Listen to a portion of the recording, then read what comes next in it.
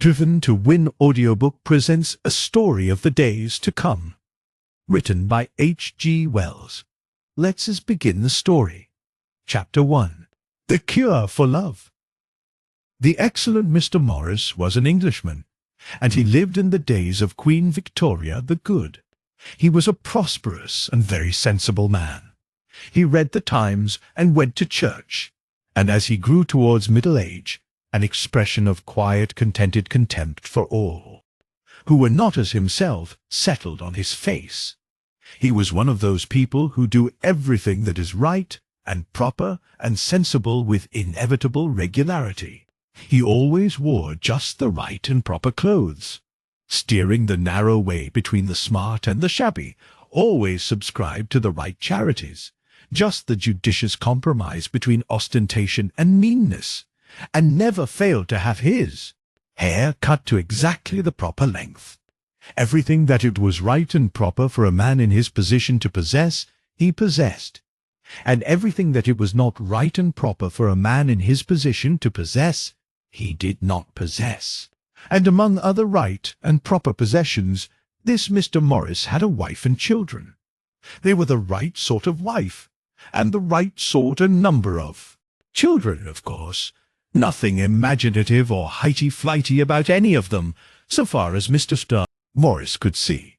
They wore perfectly correct clothing, neither smart nor hygienic nor faddy in any way, but just sensible.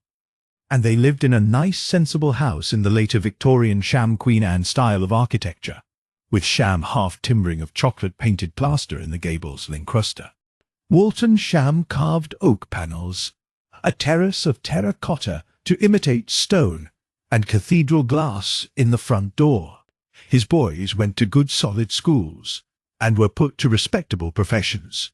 His girls, in spite of a fantastic protest or so, were all married to suitable, steady, oldish young men with good prospects, and when it was a fit and proper thing for him to do so, Mr. Morris died. His tomb was of marble, and without any art nonsense or laudatory inscription, quietly imposing, such being the fashion of his time. He underwent various changes according to the accepted custom in these cases, and long before this story begins his bones even had become dust, and were scattered to the four quarters of heaven, and his sons and his grandsons and his great-grandsons and his great-grandsons, they too were dust and ashes, and were scattered likewise. It was a thing he could not have imagined, that a day would come when even his great-great-grandsons would be scattered to the four winds of heaven. If anyone had suggested it to him, he would have resented it. He was one of those worthy people who take no interest in the future of mankind at all. He had grave doubts indeed, if there was any future for mankind after he was dead. It seemed quite impossible and quite uninteresting to imagine anything happening after he was dead. Yet the thing was so. And when even his great-great-grandson was dead and decayed and forgotten, when the sham half-timbered house had gone the way of all shams, and the Times was extinct, and the silk hat a ridiculous antiquity, and the modestly imposing stone that had been sacred to Mr. Morris had been burnt to make lime for mortar, and all that Mr. Morris had found real and important was sere and dead. The world was still going on, and people were still going about it, just as heedless and impatient of the future, or, indeed, of anything but their own selves and property, as Mr. Morris had been. And, strange to tell, and much as Mr. Morris would have been angered if anyone had foreshadowed it to him, all over the world there was scattered a multitude of people, filled with the breath of life, in whose veins the blood of Mr. Morris flowed. Just as some day the life which is gathered now in the reader of this very story may also be scattered far and wide about this world, and mingled with 1,000 alien strains, beyond all thought and tracing. And among the descendants of this Mr. Morris was one almost as sensible and clear-headed as his ancestor. He had just the same stout, short frame as that ancient man of the 19th century, from whom his name of Morris. He spelt it Maurice, came. He had the same half-contemptuous expression of face. He was a prosperous person, too, as times went. And he disliked the newfangled bothers about the future and the lower classes, just as much as the ancestral Morris had done. He did not read the Times. Indeed, he did not know there ever had been a Times. That institution had foundered somewhere in the intervening gulf of years. But the phonograph machine that talked to him as he made his toilet of a morning might have been the voice of A. Reincarnated Blowitz when it dealt with the world's affairs. This phonographic machine was the size and shape of a Dutch clock, and down the front of it were electric barometric indicators, and an electric clock and calendar, and automatic engagement reminders, and where the clock would have been was the mouth of a trumpet. When it had news, the trumpet gobbled like a turkey. Gallop, gallop, gallop, and then brayed out its message as, let us say, a trumpet might bray.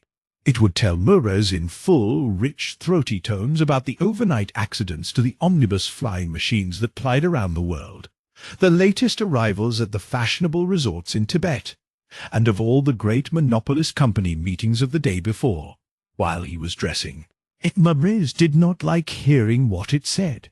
He had only to touch a stud, and it would choke a little and talk about something else.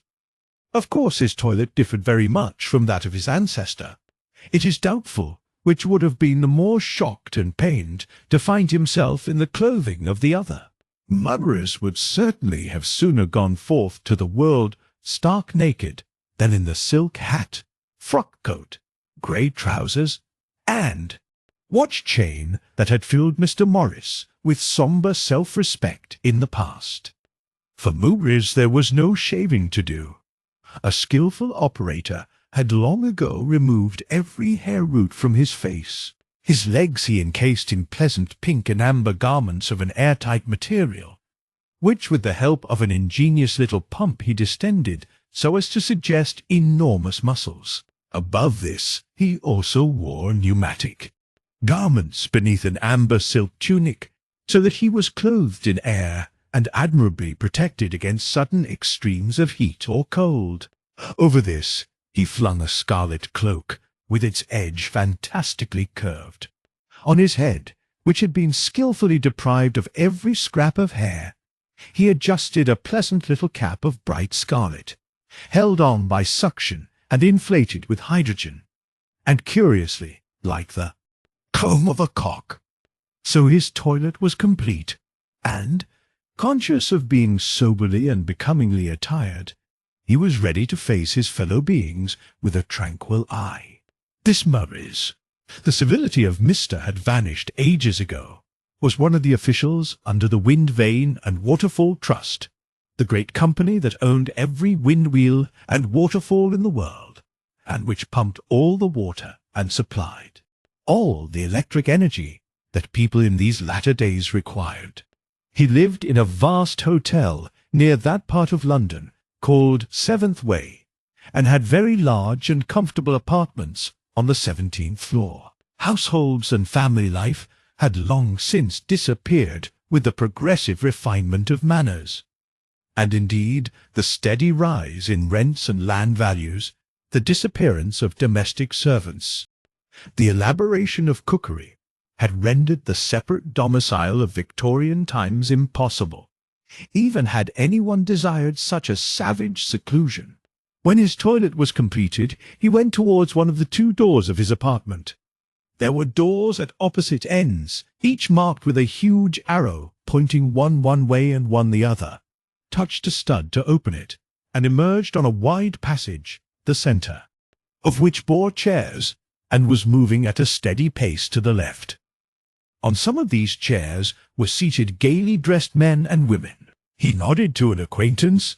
It was not in those days etiquette to talk before breakfast, and seated himself on one of these chairs, and in a few seconds he had been carried to the doors of a lift, by which he descended to the great and splendid hall in which his breakfast would be automatically served. It was a very different meal from a Victorian breakfast. The rude masses of bread, needing to be carved and smeared over with animal fat before they could be made palatable, the still recognizable fragments of recently killed animals, hideously charred and hacked, the eggs torn ruthlessly from beneath some protesting hen. Such things as these, though they constituted the ordinary fare of Victorian times, would have awakened only horror and disgust in the refined minds of the people of these latter days. Instead were pastes and cakes of agreeable and variegated design, without any suggestion in colour or form of the unfortunate animals from which their substance and juices were derived. They appeared on little dishes sliding out upon a rail from a little box at one side of the table. The surface of the table, to judge by touch and eye, would have appeared to a 19th-century person to be covered with fine white damask. But this was really an oxidized metallic surface, and could be cleaned instantly after a meal. There were hundreds of such little tables in the hall, and at most of them were other latter-day citizens singly or in groups. And as Mures seated himself before his elegant repast, the invisible orchestra, which had been resting during an interval, resumed and filled the air with music. But Maurice did not display any great interest either in his breakfast or the music. His eye wandered incessantly about the hall, as though he expected a belated guest. At last he rose eagerly and waved his hand, and simultaneously across the hall appeared a tall, dark figure in a costume of yellow and olive green.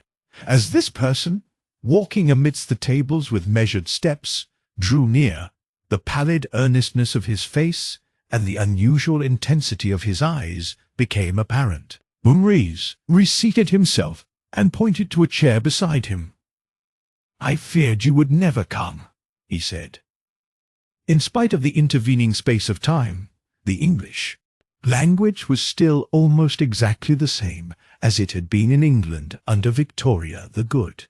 The invention of the phonograph and such-like means of recording sound, and the gradual replacement of books by such contrivances, had not only saved the human eyesight from decay, but had also by the establishment of a sure standard arrested the process of change in accent that had hitherto been so inevitable.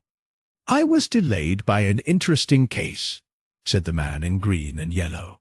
"A prominent politician, suffering from overwork." He glanced at the breakfast and seated himself. "I have been awake for 40 hours. "Eh, dear," said Mudrez. "Fancy that! You hypnotists have your work to do." The hypnotist helped himself to some attractive, amber-colored jelly. "I happen to be a good deal in request," he said modestly. "Heaven knows what we should do without you." "Oh, we're not so indispensable as all that," said the hypnotist, ruminating the flavor of the jelly. "The world did very well without us for some thousands of years. 200 years ago even. Not one. In practice, that is. Physicians by the thousand, of course. Frightfully clumsy brutes for the most part, and following one another like sheep, but doctors of the mind. Except a few empirical flounderers, there were none." He concentrated his mind on the jelly. "But were people so sane?" began Mures. The hypnotist shook his head. It didn't matter then if they were a bit silly or faddy. Life was so easy-going then.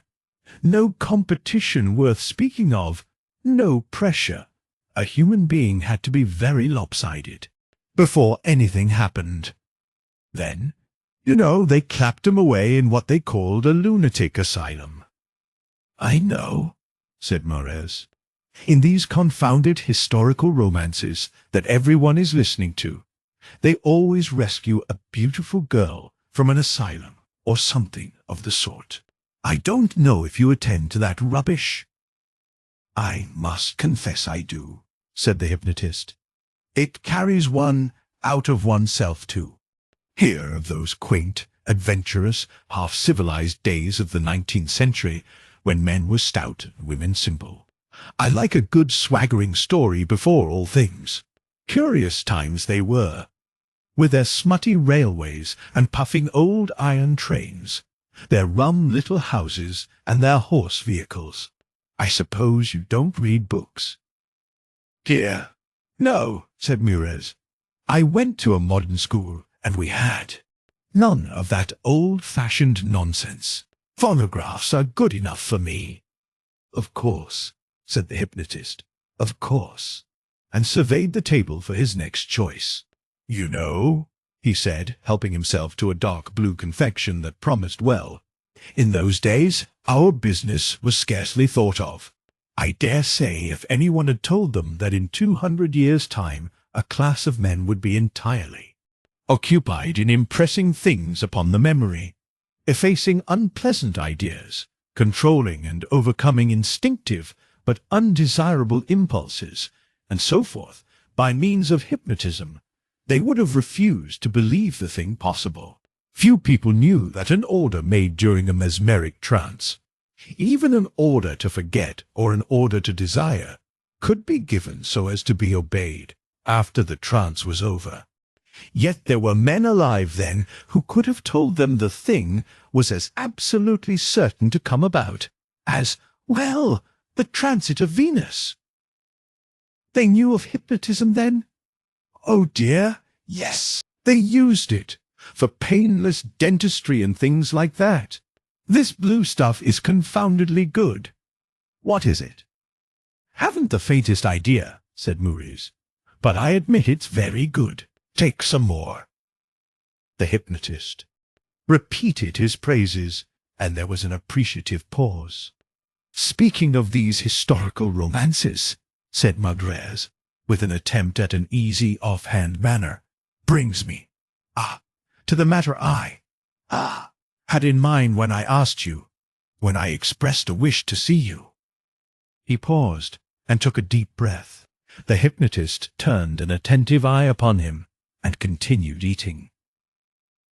The fact is, said Maures, I have, in fact, a daughter. Well, you know I have given her, every educational advantage. Lectures. Not a solitary lecturer of ability in the world, but she has had a telephone, direct, dancing, deportment, conversation, philosophy, art criticism. He indicated Catholic culture by a gesture of his hand. I had intended her to marry a very good friend of mine, Bindon of the Lighting Commission.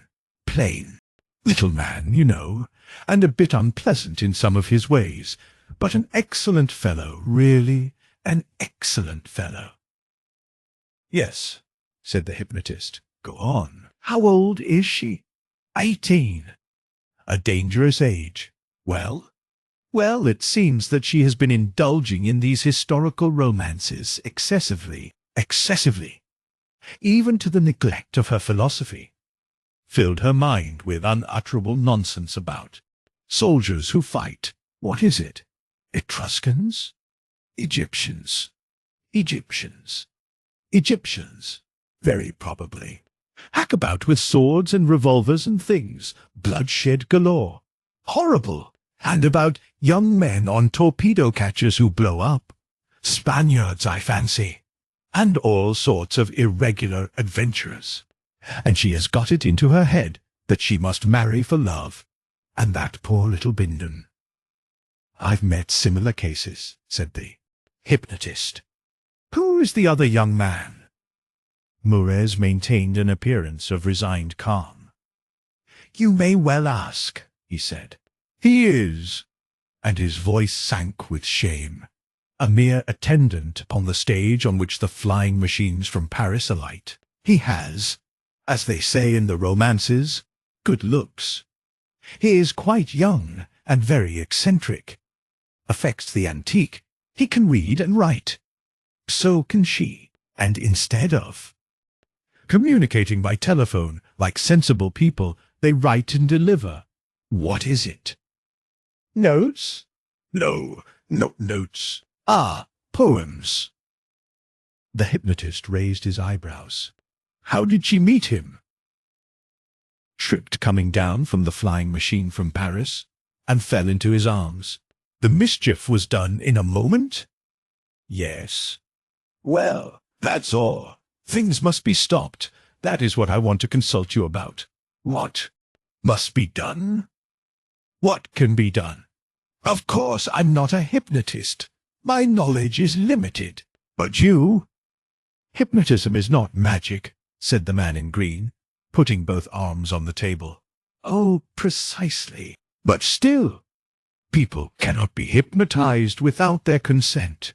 If she is able to stand out against marrying Bindon, she will probably stand out against being hypnotized. But if once she can be hypnotized, even by somebody else, the thing is done. You can? Oh, certainly.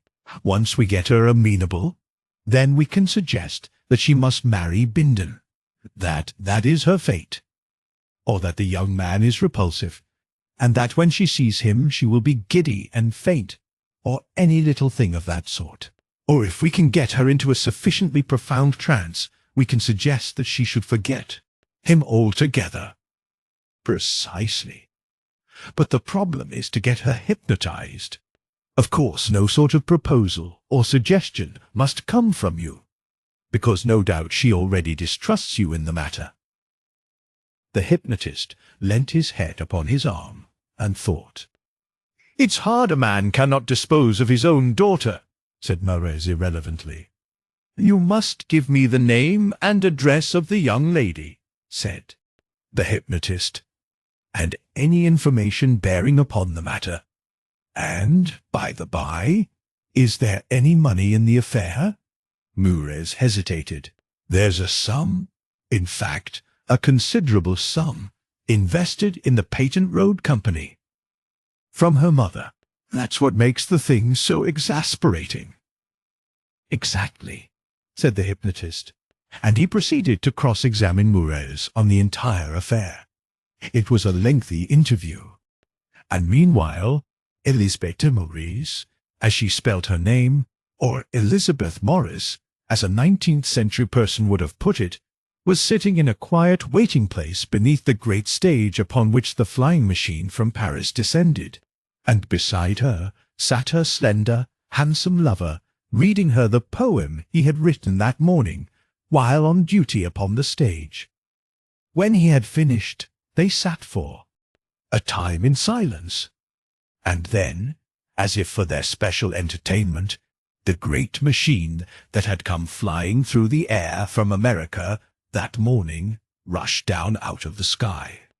At first it was a little oblong, faint and blue amidst the distant fleecy clouds, and then it grew swiftly large and white, and larger and whiter, until they could see the separate tiers of sails, each hundreds of feet wide, and the lank body they supported, and at last even the swinging seats of the passengers in a dotted row.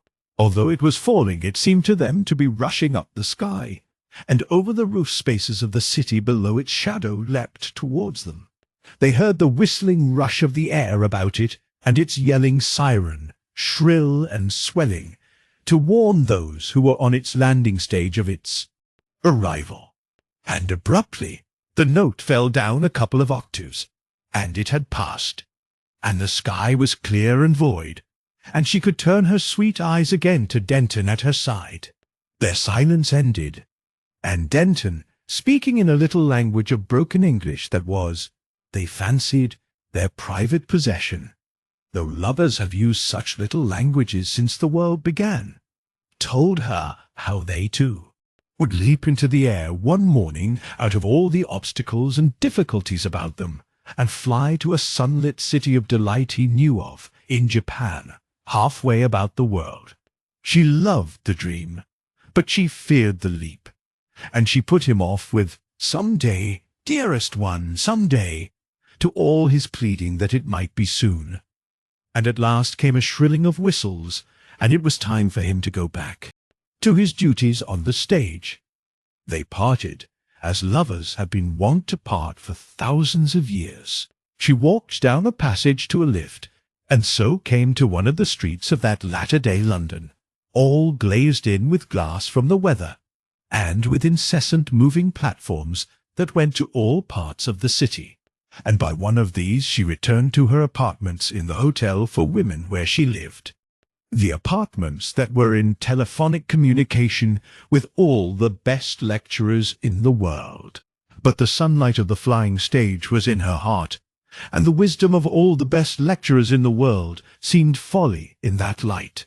She spent the middle part of the day in the gymnasium, and took her midday meal with 2 other girls and their common chaperone, for it was still the custom to have a chaperone in the case of motherless girls of the more prosperous classes.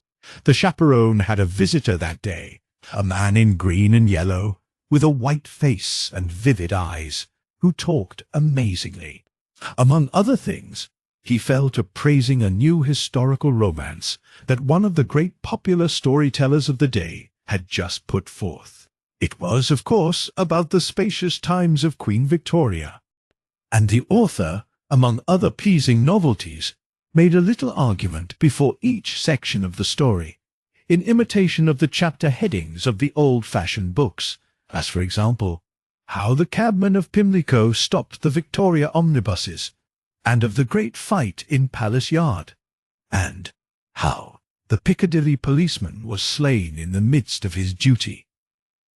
The man in green and yellow praised this innovation. "These pithy sentences," he said, "are admirable. They show at a glance those headlong, tumultuous times, when men and animals jostled in the filthy streets, and death might wait for one at every corner. Life was life then. How great the world must have seemed then! How marvellous! They were still parts of the world absolutely unexplored. Nowadays we have almost abolished wonder.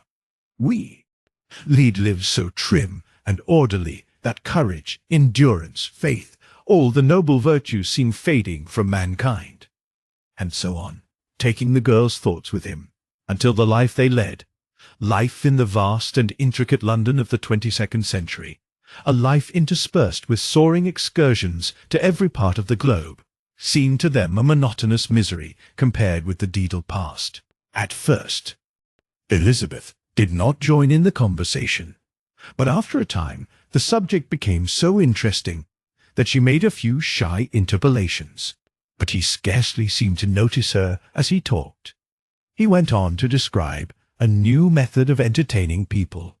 They were hypnotized, and then suggestions were made to them so skillfully that they seemed to be living in ancient times again.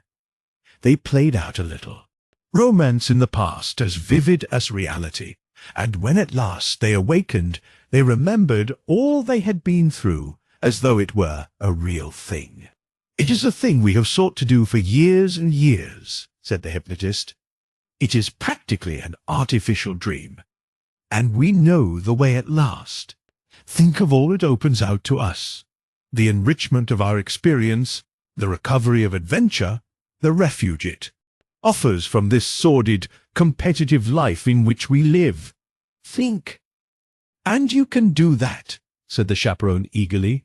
"The thing is possible at last," the hypnotist said. "You may order a dream as you wish." The chaperone was the first to be hypnotized, and the dream, she said, was wonderful when she came to again. The other 2 girls, encouraged by her enthusiasm, also placed themselves in the hands of the hypnotist and had plunges into the romantic past. No one suggested that Elizabeth should try this novel entertainment. It was at her own request at last that she was taken into that land of dreams where there is neither any freedom of choice nor will, and so the mischief was done. One day, when Denton went down to that quiet seat beneath the flying stage, Elizabeth was not in her wonted place. He was disappointed and a little angry. The next day she did not come, and the next also. He was afraid. To hide his fear from himself, he set to work to write sonnets for her when she should come again. For 3 days he fought against his dread by such distraction, And then the truth was before him, clear and cold, and would not be denied. She might be ill, she might be. But he would not believe that he had been betrayed. There followed a week of misery, and then he knew she was the only thing on earth worth having, and that he must seek her, however hopeless the search, until she was found once more. He had some small private means of his own, and so he threw over his appointment on the flying stage, and set himself to find this girl who had become at last all the world to him. He did not know where she lived, and little of her circumstances, for it had been part of the delight of her girlish romance that he should know nothing of her, nothing of the difference of their station. The ways of the city opened before him east and west, north and south. Even in Victorian days, London was a maze, that little London with its poor 4 millions of people. But the London he explored, the London of the 22nd century, was a London of 30 million souls. At first he was energetic and headlong, taking time neither to eat nor sleep. He sought for weeks and months. He went through every imaginable phase of fatigue and despair, overexcitement and anger.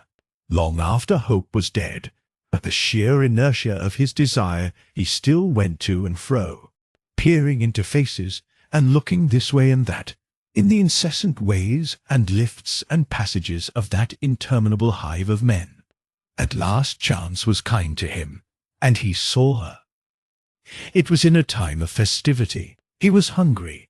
He had paid the inclusive fee, and had gone into one of the gigantic dining places of the city. He was pushing his way among the tables and scrutinizing by mere force of habit every group he passed. He stood still, robbed of all power of motion, his eyes wide, his lips apart. Elizabeth sat scarcely 20 yards away from him, looking straight at him. Her eyes were as hard to him, as hard and expressionless and void of recognition, as the eyes of a statue. She looked at him for a moment, and then her gaze passed beyond him.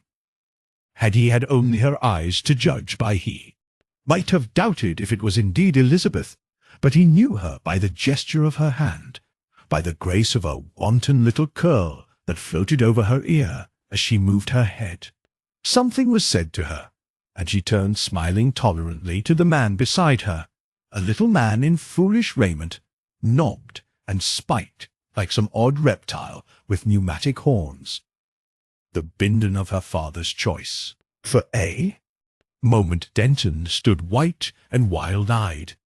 Then came a terrible faintness, and he sat before one of the little tables. He sat down with his back to her, and for a time he did not dare to look at her again. When at last he did, she and Bindon and 2 other people were standing up to go. The others were her father and her chaperone. He sat as if incapable of action until the 4 figures were remote and small, and then he rose up possessed with the one idea of pursuit. For a space he feared he had lost them, and then he came upon Elizabeth and her chaperone again in one of the streets of moving platforms that intersected the city. Bindon and Mudrez had disappeared. He could not control himself to patience. He felt he must speak to her forthwith, or die. He pushed forward to where they were, seated, and sat down beside them. His white face was convulsed with half-hysterical excitement. He laid his hand on her wrist. "Elizabeth?" he said. She turned in unfeigned astonishment. Nothing but the fear of a strange man showed in her face. "Elizabeth!" he cried, and his voice was strange to him. "Dearest, you know me?" Elizabeth's face showed nothing but alarm and perplexity. She drew herself away from him. The chaperone, a little grey-headed woman with mobile features, leant forward to intervene. Her resolute bright eyes examined Denton. "What do you say?" she asked. "This young lady," said Denton. "She knows me." "Do you know him, dear?" "No," said Elizabeth in a strange voice, and with a hand to her forehead, speaking almost as one who repeats a lesson. "No, I do not know. Him, I know. I do not know him. But, not know me. It is I, Denton. Denton! Denton! To whom you used to talk. Don't you remember the flying stages? The little seat in the open air? The verses? No, cried Elizabeth. No, I do not know him. I do not know him. There is something, but I don't know. All I know is that I do not know him. Her face was a face of infinite distress. The sharp eyes of the chaperone flitted to and fro from the girl to the man. You see, she said, with the faint shadow of a smile. She does not know you. I do not know you, said Elizabeth. Of that I am sure. But, dear, the songs, the little verses. She does not know you, said the chaperone. You must not. You have made a mistake. You must not go on talking to us after that. You must not annoy us on the public ways. But, said Denton, and for a moment his miserably haggard face appealed against fate. You must not persist, young man, protested the chaperone. Elizabeth, he cried. Her face was the face of one who is tormented. I do not know you, she cried, hand to brow. Oh, I do not know you. For an instant Denton sat stunned. Then he stood up and groaned aloud.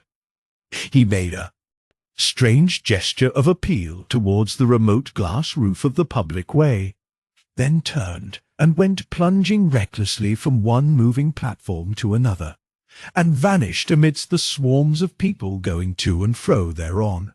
The chaperone's eyes followed him, and then she looked at the curious faces about her. Dear, asked Elizabeth, clasping her hand, and too deeply moved to heed observation, who was that man? Who was that man? The chaperone raised her eyebrows. She spoke in a clear, audible voice. Some half-witted creature. I have never set eyes on him before. Never? Never, dear. Do not trouble your mind about a thing like this. And soon after this, the celebrated hypnotist, who dressed in green and yellow, had another client. The young man paced his consulting room, pale and disordered. I want to forget, he cried. I must forget. The hypnotist watched him with quiet eyes, studied his face and clothes and bearing. To forget anything, pleasure or pain, is to be, by so much, less. However, you know your own concern. My fee is high. If only I can forget. That's easy enough with you. You wish it. I've done much harder things. Quite recently. I hardly expected to do it. The thing was done against the will of the hypnotized person. A love affair, too, like yours. A girl. A girl. So, rest assured. The young man came and sat beside the hypnotist. His manner was a forced calm. He looked into the hypnotist's eyes. I will tell you. Of course, you will want to know what it is. There was a girl. Her name was Elizabeth Moores. Well, He stopped. He had seen the instant surprise on the hypnotist's face. In that instant he knew. He stood up. He seemed to dominate the seated figure by his side. He gripped the shoulder of green and gold. For a time he could not find words. "Give her me back," he said at last. "Give her me back." "What do you mean?" gasped the hypnotist. "Give her me back." "Give whom?" "Elizabeth Moores, the girl." The hypnotist tried to free himself. He rose to his feet. Denton's grip tightened. "Let go!" cried the hypnotist, thrusting an arm against Denton's chest. In a moment the two men were locked in a clumsy wrestle. Neither had the slightest training for athleticism, except for exhibition and to afford opportunity for betting, had faded out of the earth. But Denton was not only the younger, but the stronger of the two. They swayed across the room and then the hypnotist had gone down under his antagonist. They fell together.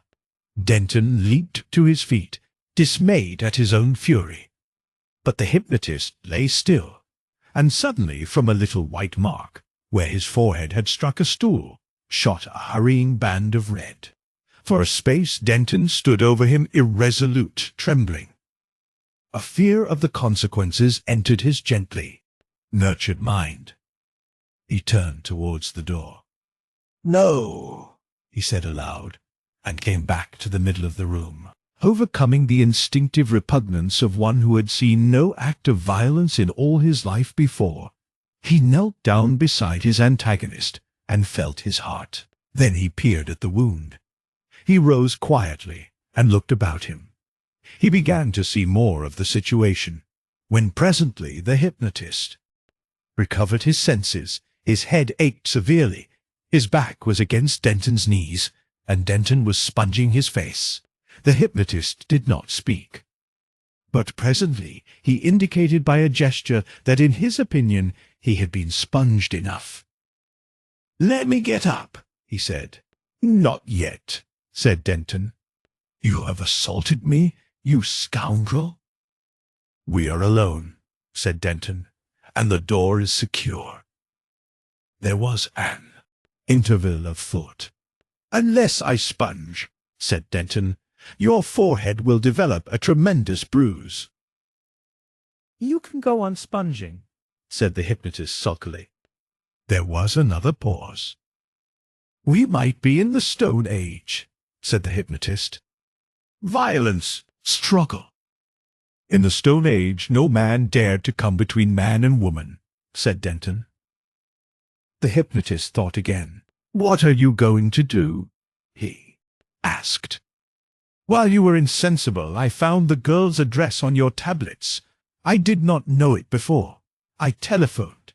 She will be here soon. Then she will bring her chaperone." "That is all right." "But what? I don't see. What do you mean to do?" I looked about for a weapon also. It is an astonishing thing how few weapons there are nowadays, if you consider that in the Stone Age men owned scarcely anything but weapons. I hit at last upon this lamp. I have wrenched off the wires and things, and I hold it so." He extended it over the hypnotist's shoulders. "With that I can quite easily smash your skull. I will, unless you do as I tell you."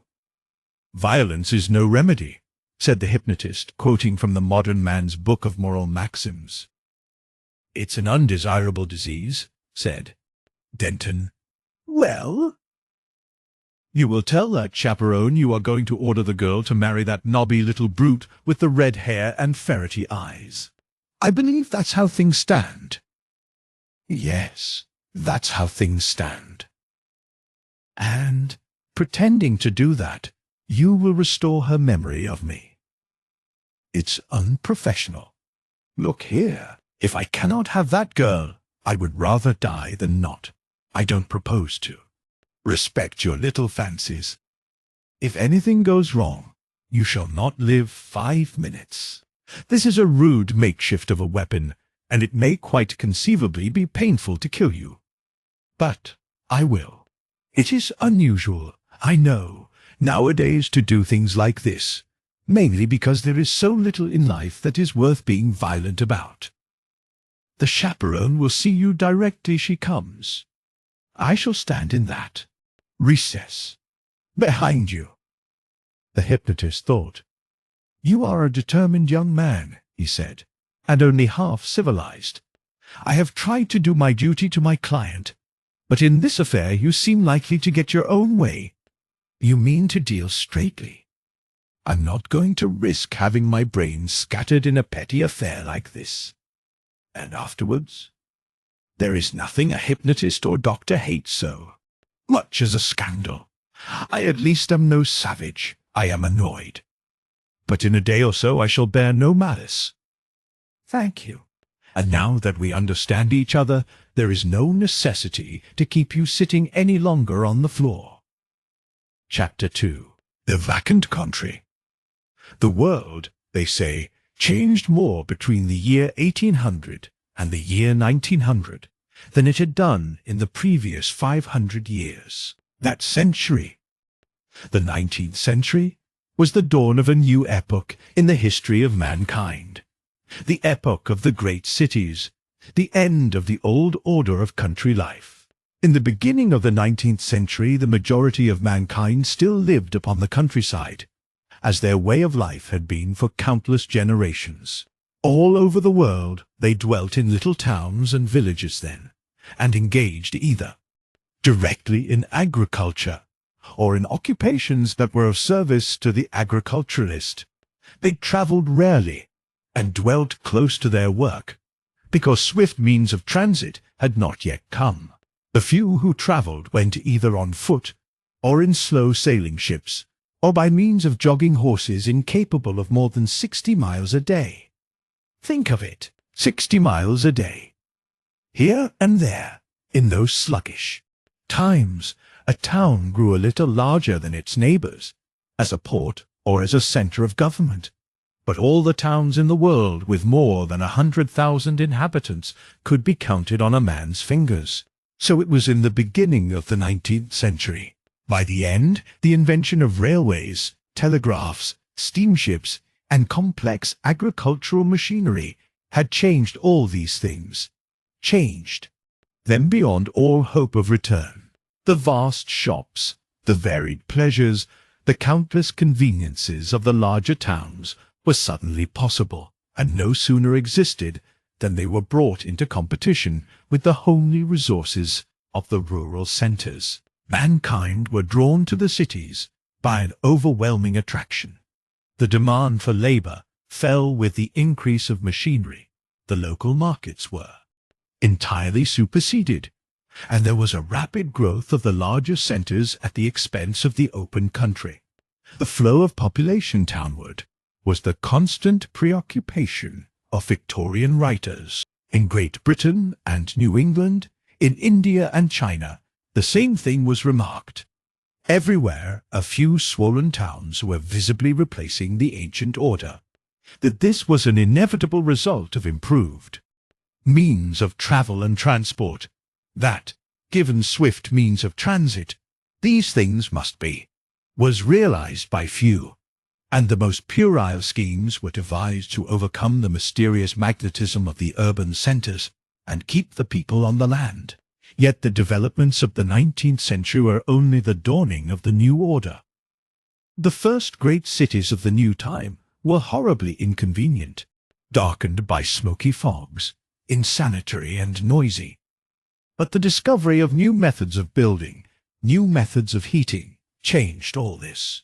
Between 1900 and 2000, the march of change was still more rapid, and between 2000 and 2100, the continually accelerated progress of human invention made the reign of Victoria the Good seem at last an almost incredible vision of idyllic tranquil days. The introduction of railways was only the first step in that development of those means of locomotion which finally revolutionized human life.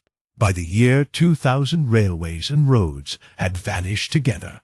The railways, robbed of their rails, had become weedy ridges and ditches upon the face of the world. The old roads, strange barbaric tracks of flint and soil, hammered by hand or rolled by rough iron rollers, strewn with miscellaneous filth, and cut by iron hoofs and wheels into ruts and puddles, often many inches deep, had been replaced by pattern tracks made of a substance called Eadamite. This Eadamite, it was named after its patentee, ranks with the invention of printing and steam as one of the epoch-making discoveries of the world's history. When Edam discovered the substance, he probably thought of it as a mere cheap substitute for India rubber. It cost a few shillings a ton, but you can never tell all an invention will do. It was the genius of a man named Warming that pointed to the possibility of using it, not only for the tires of wheels, but as a road substance, and who organized the enormous network of public ways that speedily covered the world. These public ways were made with longitudinal divisions, On the outer on either side went foot cyclists and conveyances travelling at a less speed than 25 miles an hour. In the middle, motors capable of speed up to 100, and the inner warming, in the face of enormous ridicule, reserved for vehicles travelling at speeds of 100 miles an hour and upward. For 10 years his inner ways were vacant. Before he died, they were the most crowded of all, and vast light frameworks with wheels of 20 and 30 feet in diameter hurled along them at paces that year after year rose steadily towards 200 miles an hour. And by the time this revolution was accomplished, a parallel revolution had transformed the ever-growing cities. Before the development of practical science, the fogs and filth of Victorian times vanished. Electric heating replaced fires. In 2013, the lighting of a fire that did not absolutely consume its own smoke was made an indictable nuisance. And all the city ways, all public squares and places, were covered in with a recently invented glass-like substance. The roofing of London became practically continuous. Certain short-sighted and foolish legislation against tall buildings was abolished, and London, from a squat expanse of petty houses, feebly archaic in design, rose steadily towards the sky. To the municipal responsibility for water, light, and drainage was added another, and that was ventilation. But to tell of all the changes in human convenience that these 200 years brought about, to tell of the long-foreseen invention of flying, to describe how life in households was steadily supplanted by life in interminable hotels, how at last even those who were still concerned in agricultural work came to live in the towns and to go to and fro to their work every day, to describe how at last in all England only 4 towns remained, each with many millions of people, and how there were left no inhabited houses in all the countryside. Take us far from our story of Denton and his Elizabeth. They had been separated and reunited, and still they could not marry. For Denton, it was his only fault, had no money. Neither had Elizabeth until she was 21, and as yet she was only 18. At 21, all the property of her mother would come to her, for that was the custom of the time. She did not know that it was possible to anticipate her fortune, and Denton was far too delicate a lover to suggest such a thing. So things stuck hopelessly between them. Elizabeth said that she was very unhappy, and that nobody understood her but Denton, and that when she was away from him she was wretched, and Denton said that his heart longed for her day and night, and they met as often as they could to enjoy the discussion of their sorrows. They met one day at their little seat upon the flying stage. The precise site of this meeting was where in Victorian times the road from Wimbledon came out upon the common. They were, however, 500 feet above that point. Their seat looked far over London. To convey the appearance of it all to a 19th-century reader would have been difficult. One would have had to tell him to think of the Crystal Palace, of the newly built Mammoth hotels, as those little affairs were called, of the larger railway stations of his time, and to imagine such buildings enlarged to vast proportions and run together and continuous over the whole metropolitan area. If then he was told that this continuous roof space bore a huge forest of rotating wind wheels, he would have begun very dimly to appreciate what to these young people was the commonest sight in their lives. To their eyes it had something of the quality of a prison, and they were talking, as they had talked 100 times before, of how they might escape from it and be at last happy together. Escape from it, that is, before the appointed 3 years were at an end. It was, they both agreed, not only impossible, but almost wicked to wait 3 years. "Before that," said Denton, and the notes of his voice told of a splendid chest, "we might both be dead." Their vigorous young hands had to grip at this, and then Elizabeth had a still more poignant thought that brought the tears from her wholesome eyes and down her healthy cheeks. "One of us," she said, "one of us might be."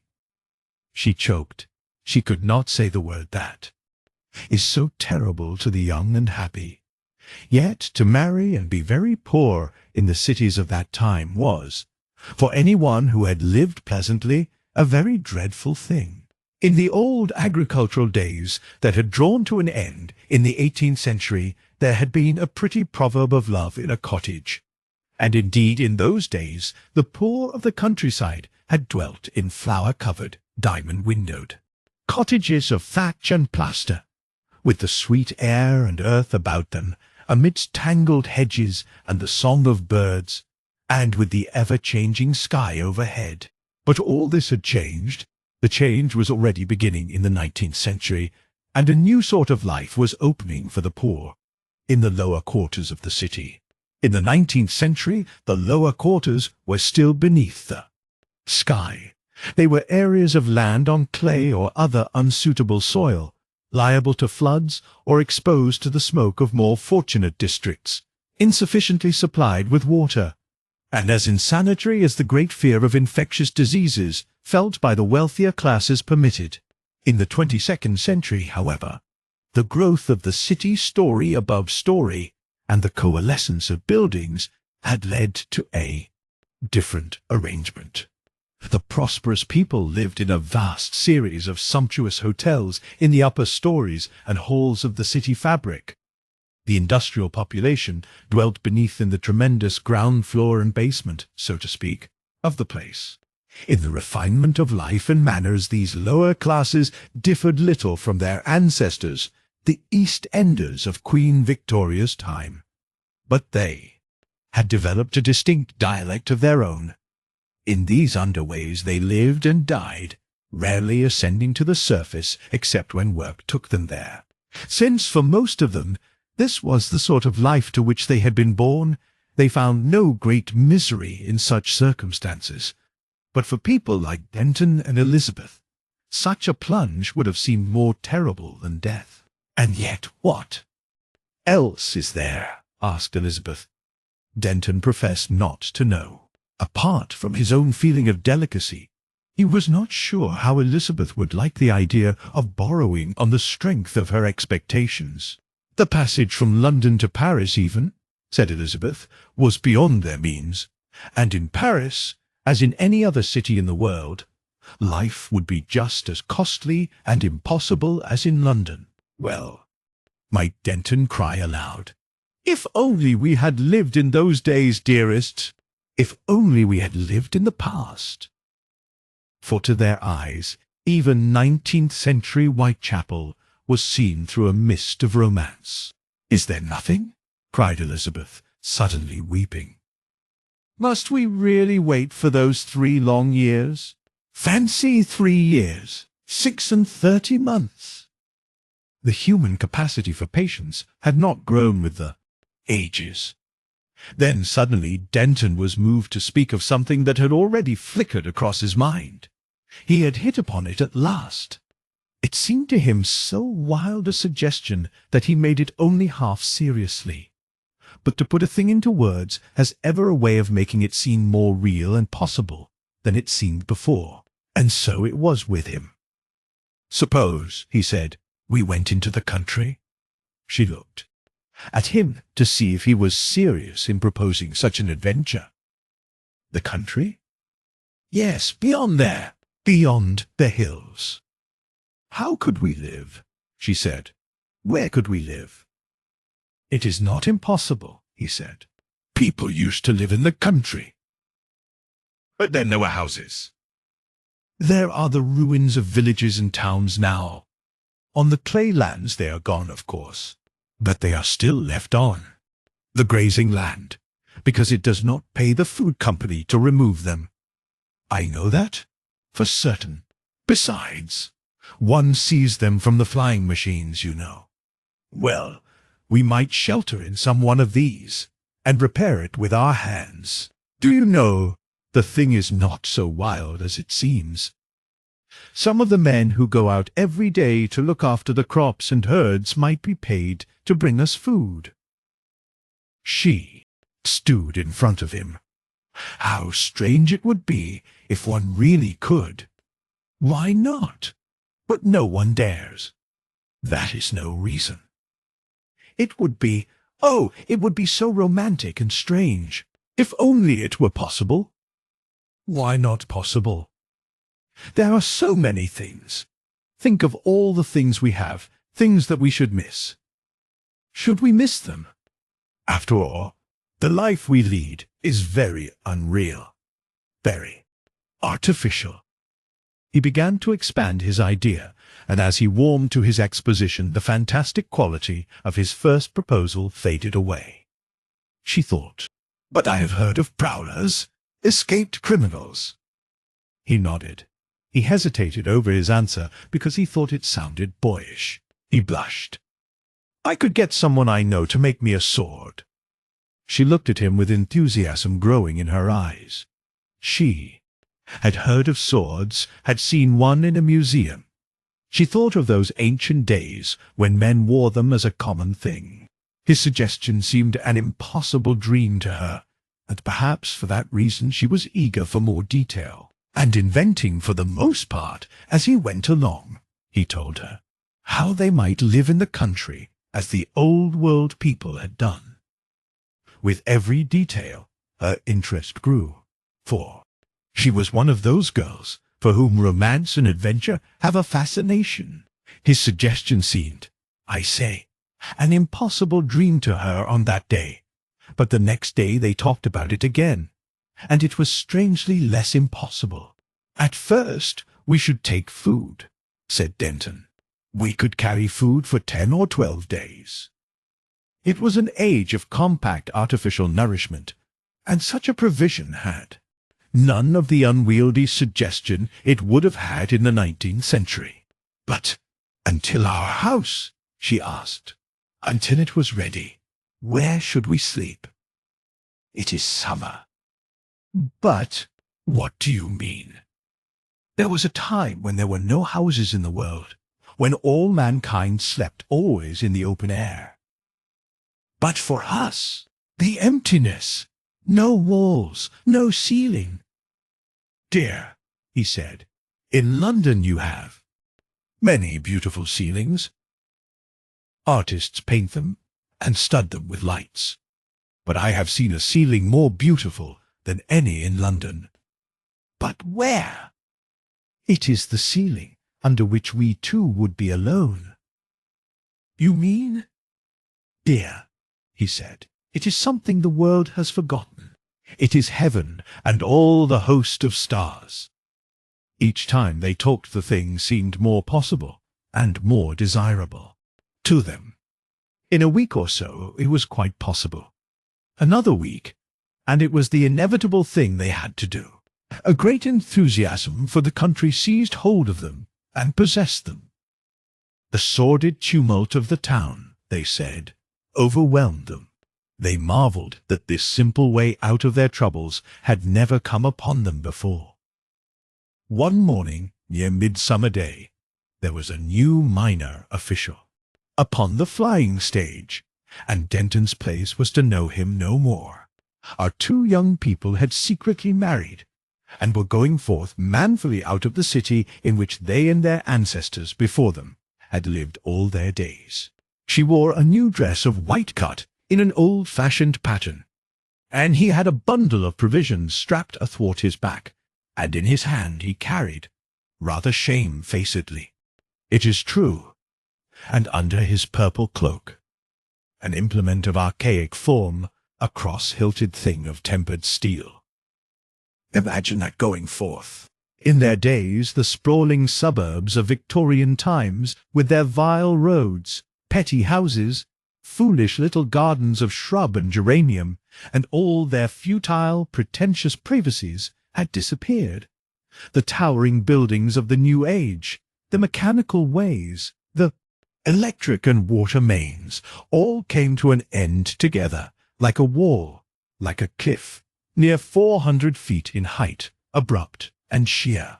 All about the city spread the carrot, swede, and turnip fields of the food company, vegetables that were the basis of 1,000 varied foods, and weeds and hedgerow tangles had been utterly extirpated. The incessant expense of weeding that went on year after year. In the petty, wasteful, and barbaric farming of the ancient days, the food company had economized for evermore by a campaign of extermination. Here and there, however, neat rows of bramble standards and apple trees with whitewashed stems intersected the fields, and at places groups of gigantic teasels reared their favoured spikes. Here and there, huge agricultural machines hunched under waterproof covers. The mingled waters of the Wey and Mole and Wandle ran in rectangular channels, and wherever a gentle elevation of the ground permitted a fountain of deodorized sewage distributed its benefits athwart the land, and made a rainbow of the sunlight. By a great archway in that enormous city wall emerged the Edomite road to Portsmouth, swarming in the morning sunshine with an enormous traffic, bearing the blue-clad servants of the food company to their toil, a rushing traffic beside which they seemed two scarce-moving dots. Along the outer tracks hummed and rattled the tardy little old-fashioned motors of such as had duties within 20 miles or so of the city. The inner ways were filled with vaster mechanisms, swift monocycles bearing a score of men, lank multicycles, quadricycles, sagging with heavy loads, empty gigantic produce carts that would come back again filled before the sun was setting, all with throbbing engines and noiseless wheels and a perpetual wild melody of horns and gongs. Along the very verge of the outermost way our young people went in silence, newly wed and oddly shy of one another's company. Many were the things shouted to them as they tramped along, for in 200 a foot passenger on an English road was almost as strange a sight as a motor car would have been in 1800. But they went on with steadfast eyes into the country, paying no heed to such cries. Before them in the south rose the downs, blue at first, and as they came nearer changing to green, surmounted by the row of gigantic windwheels that supplemented the windwheels upon the roof spaces of the city, and broken and restless with the long morning shadows of those whirling vanes. By midday they had come so near that they could see here and there little patches of pallid dots, the sheep the meat department of the food company owned. In another hour they had passed the clay and the root crops and the single fence that hedged them in, and the prohibition against trespass no longer held. The levelled roadway plunged into a cutting with all its traffic, and they could leave it and walk over the greensward and up the open hillside. Never had these children of the latter days been together in such a lonely place. They were both very hungry and footsore, for walking was a rare exercise, and presently they sat down on the weedless, close-cropped grass and looked back for the first time at the city from which they had come, shining wide and splendid in the blue haze of the valley of the Thames. Elizabeth was a little afraid of the unenclosed sheep away up the slope. She had never been near big, unrestrained animals before, but Denton reassured her, and overhead a white-winged bird circled in the blue. They talked but little until they had eaten, and then their tongues were loosened. He spoke of the happiness that was now certainly theirs, of the folly of not breaking sooner out of that magnificent prison of latter-day life, of the old romantic days that had passed from the world forever. And then he became boastful. He took up the sword that lay on the ground beside him, and she took it from his hand and ran a tremulous finger along the blade. And, "You could," she said, "you could raise this and strike a man? Why not, if there were need?" "But," she said, "it seems so horrible. It would slash. There would be," her voice sank, "blood. In the old romances you have read often enough." "Oh, I know. In those, yes. But that is different. One knows it is not blood, but just a sort of red ink. And you killing? She looked at him doubtfully, and then handed him back the sword. After they had rested and eaten, they rose up and went on their way towards the hills. They passed quite close to a huge flock of sheep, who stared and bleated at their unaccustomed figures. She had never seen sheep before, and she shivered to think such gentle things must needs be slain for food. A sheepdog barked from a distance, and then a shepherd appeared amidst the supports of the wind-wheels, and came down towards them. When he drew near, he called out, asking whither they were going. Denton hesitated, and told him briefly that they sought some ruined house among the downs, in which they might live together. He tried to speak in an offhand manner, as though it was a usual thing to do. The man stared incredulously. "Have you done anything?" he asked. "Nothing," said Denton. "Only we don't want to live in a city any longer." "Why should we live in cities?" The shepherd stared more incredulously than ever. "You can't live here," he said. "We mean to try." The shepherd stared from one to the other. "You'll go back tomorrow," he said. "It looks pleasant enough in the sunlight. Are you sure you've done nothing?" "We shepherds are not such great friends of the police." Denton looked at him steadfastly. "No," he said. "But we are too poor to live in the city, and we can't bear the thought of wearing clothes of blue canvas and doing drudgery. We are going to live a simple life here, like the people of old." The shepherd was a bearded man, with a thoughtful face. He glanced at Elizabeth's fragile beauty. "They had simple minds," he said. "So have we," said Denton. The shepherd smiled. "If you go along here," he said, "along the crest beneath the wind-wheels, you will see a heap of mounds and ruins on your right-hand side. That was once a town called Epsom. There are no houses there, and the bricks have been used for a sheep pen. Go on, and another heap on the edge of the rootland is Leatherhead. And then the hill turns away along the border of a valley, and there are woods of beech. Keep along the crest. You will come to quite wild places. In some parts, in spite of all the weeding that is done, ferns and bluebells and other such useless plants are growing still, and through it all underneath the wind-wheels runs a straight lane paved with stones, a roadway of the Romans 2,000 years old. Go to the right of that, down into the valley, and follow it along by the banks of the river. You come presently to a street of houses, many with the roofs still sound upon them. There you may find shelter." They thanked him. "But it's a quiet place. There is no light after dark there, and I have heard tell of robbers. It is lonely. Nothing happens there. The phonographs of the storytellers, the kinematograph entertainments, the news machines, none of them are to be found there. If you are hungry, there is no food. If you are ill, no doctor." He stopped. "We shall try it," said Denton, moving to go on. Then a thought struck him, and he made an agreement with the shepherd, and learnt where they might find him, to buy and bring them anything of which they stood in need, out of the city. And in the evening they came to the deserted village, with its houses that seemed so small and odd to them. They found it golden in the glory of the sunset, and desolate and still.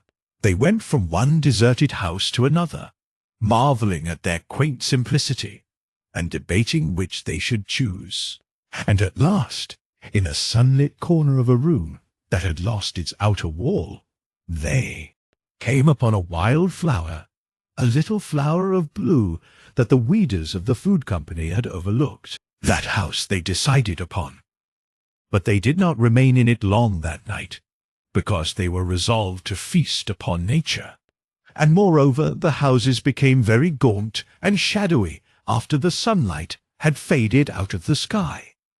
So after they had rested a little time, they went to the crest of the hill again to see with their own eyes the silence of heaven set with stars, about which the old poets had had so many things to tell. It was a wonderful sight, and Denton talked like the stars, and when they went down the hill at last the sky was pale with dawn. They slept but little, and in the morning when they woke a thrush was singing in a tree. So these young people of the 22nd century began their exile. That morning they were very busy exploring the resources of this new home in which they were going to live the simple life. They did not explore very fast or very far, because they went everywhere hand in hand, but they found the beginnings of some furniture. Beyond the village was a store of winter fodder for the sheep of the food company, and Denton dragged great armfuls to the house to make a bed, and in several of the houses were old fungus-eaten chairs and tables, rough, barbaric, clumsy furniture, it seemed to them, and made of wood. They repeated many of the things they had said on the previous day, and towards evening they found another flower, a harebell. In the late afternoon, some company shepherds went down the river valley riding on a big motorcycle, but they hid from them, because their presence, Elizabeth said, seemed to spoil the romance of this old-world place altogether. In this fashion they lived a week. For all that week the days were cloudless, and the nights nights of starry glory, that were invaded each a little more by a crescent moon. Yet something of the first splendor of their coming faded imperceptibly day after day. Denton's eloquence became fitful and lacked fresh topics of inspiration. The fatigue of their long march from London told in a certain stiffness of the limbs, and each suffered from a slight unaccountable cold. Moreover, Denton became aware of unoccupied time. In one place, among the carelessly heaped lumber of the old times, he found a rust-eaten spade, and with this he made a fitful attack on the raised and grass-grown garden. Though he had nothing to plant or sow, he returned to Elizabeth with a sweat-streaming face, after half an hour of such work. There were giants in those days, he said, not understanding what wont and training will do, and their walk that day led them along the hills until they could see the city shimmering far away in the valley. "I wonder how things are going on there," he said. And then came a change in the weather. "Come out and see the clouds," she cried. And behold, they were a sombre purple in the north and east, streaming up to ragged edges at the zenith. And as they went up the hill, these hurrying streamers blotted out the sunset. Suddenly the wind set the beech trees swaying and whispering, and Elizabeth shivered. And then far away the lightning flashed like a sword that is drawn suddenly, and the distant thunder marched about the sky. And even as they stood astonished, pattering upon them came the first headlong raindrops of the storm. In an instant the last streak of sunset was hidden by a falling curtain of hail, and the lightning flashed again, and the voice of the thunder roared louder, and all about them the world scowled dark and strange. Seizing hands, these children of the city ran down the hill to their home, in infinite astonishment. And ere they reached it, Elizabeth was weeping with dismay, and the darkling ground about them was white and brittle and active with the pelting hail. Then began a strange and terrible night for them. For the first time in their civilized lives they were in absolute darkness. They were wet and cold and shivering. All about them hissed the hail, and through the long neglected ceilings of the derelict home came noisy spouts of water, and formed pools and rivulets on the creaking floors. As the gusts of the storm struck the worn-out building, it groaned and shuddered, and now a mass of plaster from the wall would slide and smash, and now some loosened tile would rattle down the roof and crash into the empty greenhouse below. Elizabeth shuddered, and was still. Denton wrapped his gay and flimsy city cloak about her, and so they crouched in the darkness. And ever the thunder broke louder and nearer, and ever more lurid flashed the lightning, jerking into a momentary gaunt clearness the steaming, dripping room in which they sheltered. Never before had they been in the open air, save when the sun was shining. All their time had been spent in the warm and airy ways and halls and rooms of the latter-day city. It was to them that night as if they were in some other world, some disordered chaos of stress and tumult, and almost beyond hoping that they should ever see the city ways again. The storm seemed to last interminably, until at last they dozed between the thunderclaps, and then very swiftly it fell and ceased. And as the last patter of the rain died away, they heard an unfamiliar sound. "What is that?" cried Elizabeth. It came again. It was the barking of dogs. It drove down the desert lane and past, and through the window, whitening the wall before them and throwing upon it the shadow of the window frame and of a tree in black silhouette, shone the light of the waxing moon. Just as the pale dawn was drawing the things about them into sight, the fitful barking of dogs came near again, and stopped. They listened. After a pause, they heard the quick pattering of feet seeking round the house, and short, half-smothered barks. Then again everything was still. "Shh!" whispered Elizabeth, and pointed to the door of their room. Denton went halfway towards the door and stood listening. He came back with a face of affected unconcern. "They must be the sheepdogs of the food company," he said. "They will do us no harm." He sat down again beside her. "What a night it has been," he said, to hide how keenly he was listening. "I don't like dogs," answered Elizabeth after a long silence. "Dogs never hurt any." "One," said Denton. "In the old days, in the 19th century, everybody had a dog. There was a romance I heard once. A dog killed a man." "Not this sort of dog," said Denton confidently. "Some of those romances are exaggerated." Suddenly, a half-bark and a pattering up the staircase, the sound of panting. Denton sprang to his feet and drew the sword out of the damp straw upon which they had been lying. Then in the doorway appeared a gaunt sheepdog, and halted there. Behind it stared another. For an instant man and brute faced each other, hesitating. Then Denton, being ignorant of dogs, made a sharp step forward. "Go away," he said, with a clumsy motion of his sword. The dog started and growled. Denton stopped sharply. "Good dog," he said. The growling jerked into a bark. "Good dog," said Denton. The second dog growled and barked. A third, out of sight down the staircase, took up the barking also. Outside others gave tongue. A large number, it seemed to Denton. "This is annoying," said Denton, without taking his eye off the brutes before him. "Of course the shepherds won't come out of the city for hours yet. Naturally these dogs don't quite make us out." "I can't hear," shouted Elizabeth. She stood up and came to him. Denton tried again, but the barking still drowned his voice. The sound had a curious effect upon his blood. Odd, disused emotions began to stir. His face changed as he shouted. He tried again.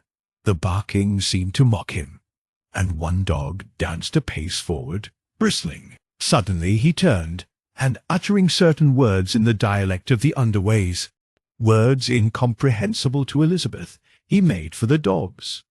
There was a sudden cessation of the barking, a growl and a snapping. Elizabeth saw the snarling head of the foremost dog, its white teeth and retracted ears, and the flash of the thrust blade. The brute leapt into the air and was flung back. Then Denton, with a shout, was driving the dogs before him. The sword flashed above his head with a sudden new freedom of gesture, and then he vanished down the staircase. She made 6 steps to follow him, and on the landing there was blood. She stopped, and hearing the tumult of dogs and Denton's shouts pass out of the house, ran to the window. 9 wolfish sheepdogs were scattering. One writhed before the porch, and Denton, tasting that strange delight of combat that slumbers still in the blood of even the most civilized man, was shouting and running across the garden space. And then she saw something that for a moment he did not see. The dogs circled round this way and that, and came again. They had him in the open. In an instant she divined the situation. She would have called to him. For a moment she felt sick and helpless, and then, obeying a strange impulse, she gathered up her white skirt and ran downstairs. In the hall was the rusting spade. That was it. She seized it and ran out. She came none too soon. One dog rolled before him, well nigh slashed in half, but a second had him by the thigh. A third gripped his collar behind, and a fourth had the blade of the sword between its teeth, tasting its own blood. He parried the leap of a fifth with his left arm. It might have been the 1st century instead of the 22nd, so far as she was concerned. All the gentleness of her 18 years of city life vanished before this primordial need. The spade smote hard and sure, and cleft a dog's skull. Another, crouching for a spring, yelped with dismay at this unexpected antagonist, and rushed aside. 2 wasted precious moments on the binding of a feminine skirt. The collar of Denton's cloak tore and parted as he staggered back, and that dog too felt the spade, and ceased to trouble him. He sheathed his sword in the brute at his thigh. "To the wall!" cried Elizabeth. And in 3 seconds the fight was at an end, and our young people stood side by side, while a remnant of 5 dogs with ears and tails of disaster fled shamefully from the stricken field. For a moment they stood panting and victorious, and then Elizabeth, dropping her spade, covered her face, and sank to the ground in a paroxysm of weeping.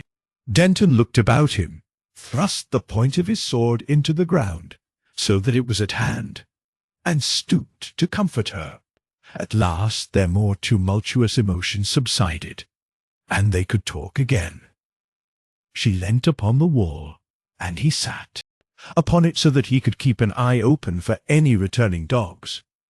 2, at any rate, were up on the hillside, and keeping up a vexatious barking. She was tear-stained, but not very wretched now, because for half an hour he had been repeating that she was brave and had saved his life. But a new fear was growing in her mind. "They are the dogs of the food company," she said. "There will be trouble." "I am afraid so. Very likely they will prosecute us for trespass." A pause. "In the old times," he said, "this sort of thing happened day after day." "Last night," she said, "I could not live through another such night." He looked at her. Her face was pale for want of sleep, and drawn and haggard. He came to a sudden resolution. "We must go back," he said. She looked at the dead dogs, and shivered. "We cannot stay here," she said. "We must go back," he repeated, glancing over his shoulder to see if the enemy kept their distance. "We have been happy for a time, but the world is too civilized. Ours is the age of cities. More of this will kill us." "But what are we to do? How can we live there?" Denton hesitated. His heel kicked against the wall on which he sat. "It's a thing I haven't mentioned before," he said, and coughed. "But, yes, you could raise money on your expectations," he said. "Could I?" she said eagerly. "Of course you could. What a child you are." She stood up, and her face was bright.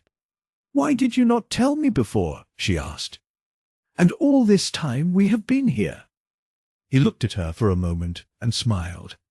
Then the smile vanished. "I thought it ought to come from you," he said. "I didn't like to ask for your money. And besides, at first I thought this would be rather fine." There was a pause.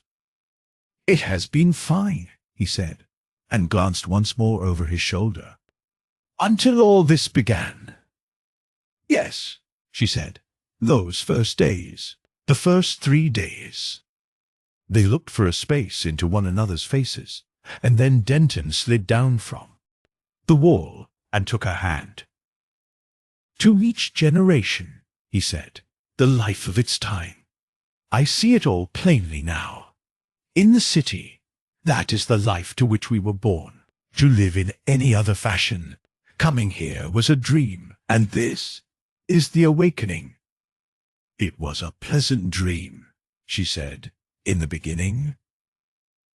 For a long space neither spoke. "If we would reach the city before the shepherds come here, we must start," said Denton. "We must get our food out of the house and eat as we go." Denton glanced about him again, and giving the dead dogs a wide berth, they walked across the garden space and into the house together. They found the wallet with their food, and descended the blood-stained stairs again. In the hall, Elizabeth stopped. "1 minute," she said. "There is something here." She led the way into the room in which that one little blue flower was blooming. She stooped to it. She touched it with her hand. "I want it," she said, and then, "I cannot take it." Impulsively she stooped and kissed its petals.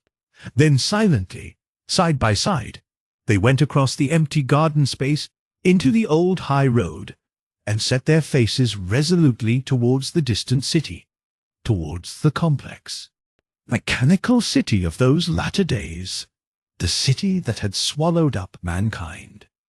Chapter 3. The ways of the city, prominent, if not paramount among world-changing inventions in the history of man, is that series of contrivances in locomotion that began with the railway and ended for a century or more with the motor and the patent road. That these contrivances, together with the device of limited, the ability joint stock companies, and the supersession of agricultural labourers by skilled men with ingenious machinery, would necessarily concentrate mankind in cities of unparalleled magnitude and work an entire revolution in human life, became, after the event, a thing so obvious that it is a matter of astonishment it was not more clearly anticipated, yet that any steps should be taken to anticipate the miseries such a revolution might entail does not appear even to have been suggested, and the idea that the moral prohibitions and sanctions, the privileges and concessions, the conception of property and responsibility, of comfort and beauty, that had rendered the mainly agricultural states of the past prosperous and happy, would fail in the rising torrent of novel opportunities and novel stimulations, never seems to have entered the 19th century mind. That a citizen, kindly and fair in his ordinary life, could as a shareholder become almost murderously greedy. That commercial methods that were reasonable and honourable on the old-fashioned countryside should on an enlarged scale be deadly and overwhelming. That ancient charity was modern pauperization, and ancient employment modern sweating. That, in fact, a revision and enlargement of the duties and rights of man had become urgently necessary, were things it could not entertain, nourished as it was on an archaic system of education, and profoundly retrospective and legal in all its habits of thought. It was known that the accumulation of men in cities involved unprecedented dangers of pestilence. There was an energetic development of sanitation, but that the diseases of gambling and usury, of luxury and tyranny should become endemic and produce horrible consequences was beyond the scope of 19th century thought. And so, as if it were some inorganic process, practically unhindered by the creative will of man, the growth of the swarming unhappy cities that mark the 21st century accomplished itself. The new society was divided into 3 main classes: At the summit slumbered the property owner, enormously rich by accident rather than design, potent save for the will and aim, the last avatar of Hamlet in the world.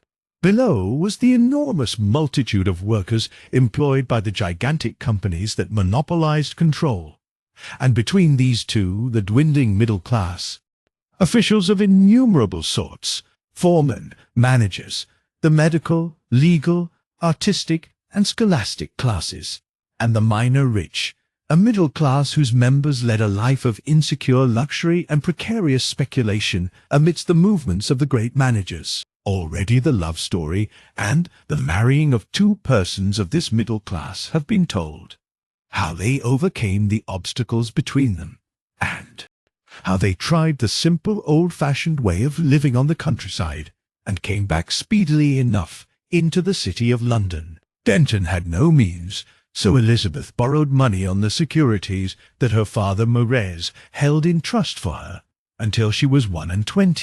The rate of interest she paid was of course high, because of the uncertainty of her security, and the arithmetic of lovers is often sketchy and optimistic. Yet they had very glorious times after that return. They determined they would not go to a pleasure city, nor waste their days rushing through the air from one part of the world to the other, for in spite of one disillusionment, their tastes were still old-fashioned. They furnished their little room with quaint old Victorian furniture, and found a shop on the 42nd floor in 7th Way, where printed books of the old sort were still to be bought. It was their pet affectation to read print instead of hearing phonographs. And when presently there came a sweet little girl to unite them further, if it were possible, Elizabeth would not send it to a cray, as the custom was, but insisted on nursing it at home. The rent of their apartments was raised on account of this singular proceeding, but that they did not mind. It only meant borrowing a little more. Presently Elizabeth was of age, and Denton had a business interview with her father that was not agreeable. An exceedingly disagreeable interview with their moneylender followed, from which he brought home a white face. On his return, Elizabeth had to tell him of a new and marvellous intonation of goo that their daughter had devised, but Denton was inattentive. In the midst, just as she was at the cream of her description, he interrupted. "How much money do you think we have left, now that everything is settled?" She stared and stopped her appreciative swaying of the goo genius that had accompanied her description. "You don't mean—" "Yes," he answered, "ever so much. We have been wild. It's the interest, or something. And the shares you had slumped. Your father did not mind. Said it was not his business, after what had happened. He's going to marry again. Well, we have scarcely 1,000 left." "Only 1,000? "Only 1,000?" And Elizabeth sat down. For a moment she regarded him with a white face. Then her eyes went about the quaint, old-fashioned room with its middle Victorian furniture and genuine oleographs, and rested at last on the little lump of humanity within her arms. Denton glanced at her and stood downcast. Then he swung round on his heel and walked up and down very rapidly. "I must get something to do," he broke out presently. "I am an idle scoundrel. I ought to have thought of this before. I have been a selfish fool. I wanted to be with you all day." He stopped, looking at her white face. Suddenly he came and kissed her, and the little face that nestled against her breast. "It's all right, dear," he said, standing over her. "You won't be lonely now. Now Dings is beginning to talk to you, and I can soon get something to do, you know. Soon, easily. It's only a shock at first, but it will come all right. It's sure to come right. I will go out again as soon as I have rested, and find what can be done. For the present it's hard to think of anything." "It would be hard to leave these rooms," said Elizabeth. "But there won't be any need of that. Trust me." They are expensive." Denton waved that aside. He began talking of the work he could do.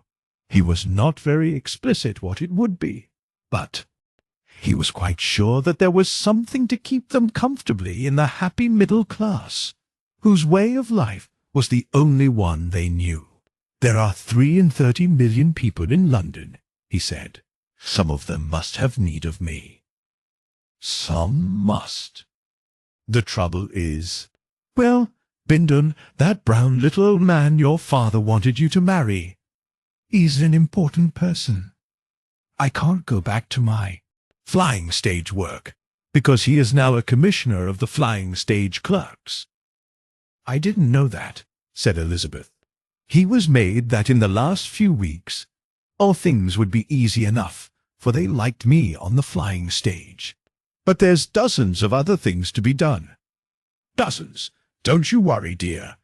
I'll rest a little while, and then we'll dine, and then I'll start on my rounds." "Aye, lots of people, lots." So they rested, and then they went to the public dining room and dined. And then he started on his search for employment. But they soon realized that in the matter of one convenience the world was just as badly off as it had ever been, and that was a nice, secure, honourable, remunerative employment, leaving ample leisure for the private life, and demanding no special ability, no violent exertion nor risk, and no sacrifice of any sort for its attainment. He evolved a number of brilliant projects, and spent many days hurrying from one part of the enormous city to another in search of influential friends. And all his influential friends were glad to see him, and very sanguine until it came to definite proposals. And then they became guarded and vague. He would part with them coldly, and think over their behaviour, and get irritated on his way back, and stop at some telephone office and spend money on an animated but unprofitable quarrel.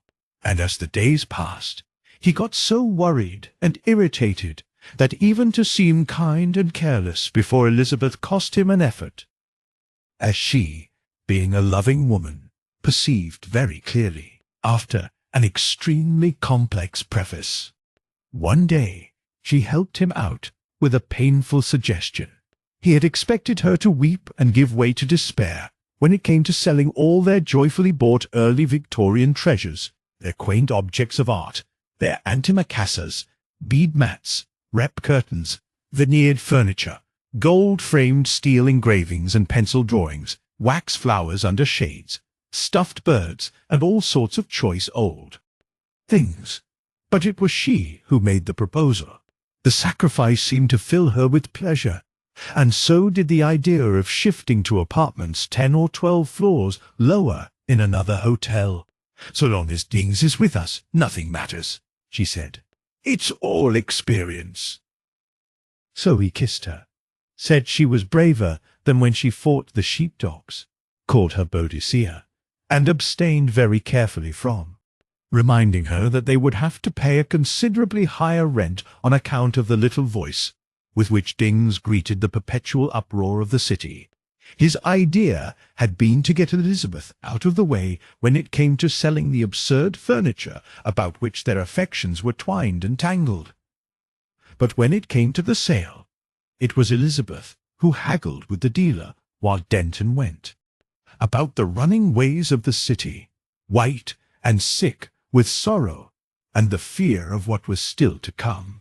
When they moved into their sparsely furnished pink and white apartments in a cheap hotel, there came an outbreak of furious energy on his part, and then nearly a week of lethargy, during which he sulked at home. Through those days Elizabeth shone like a star, and at the end Denton's misery found a vent in tears.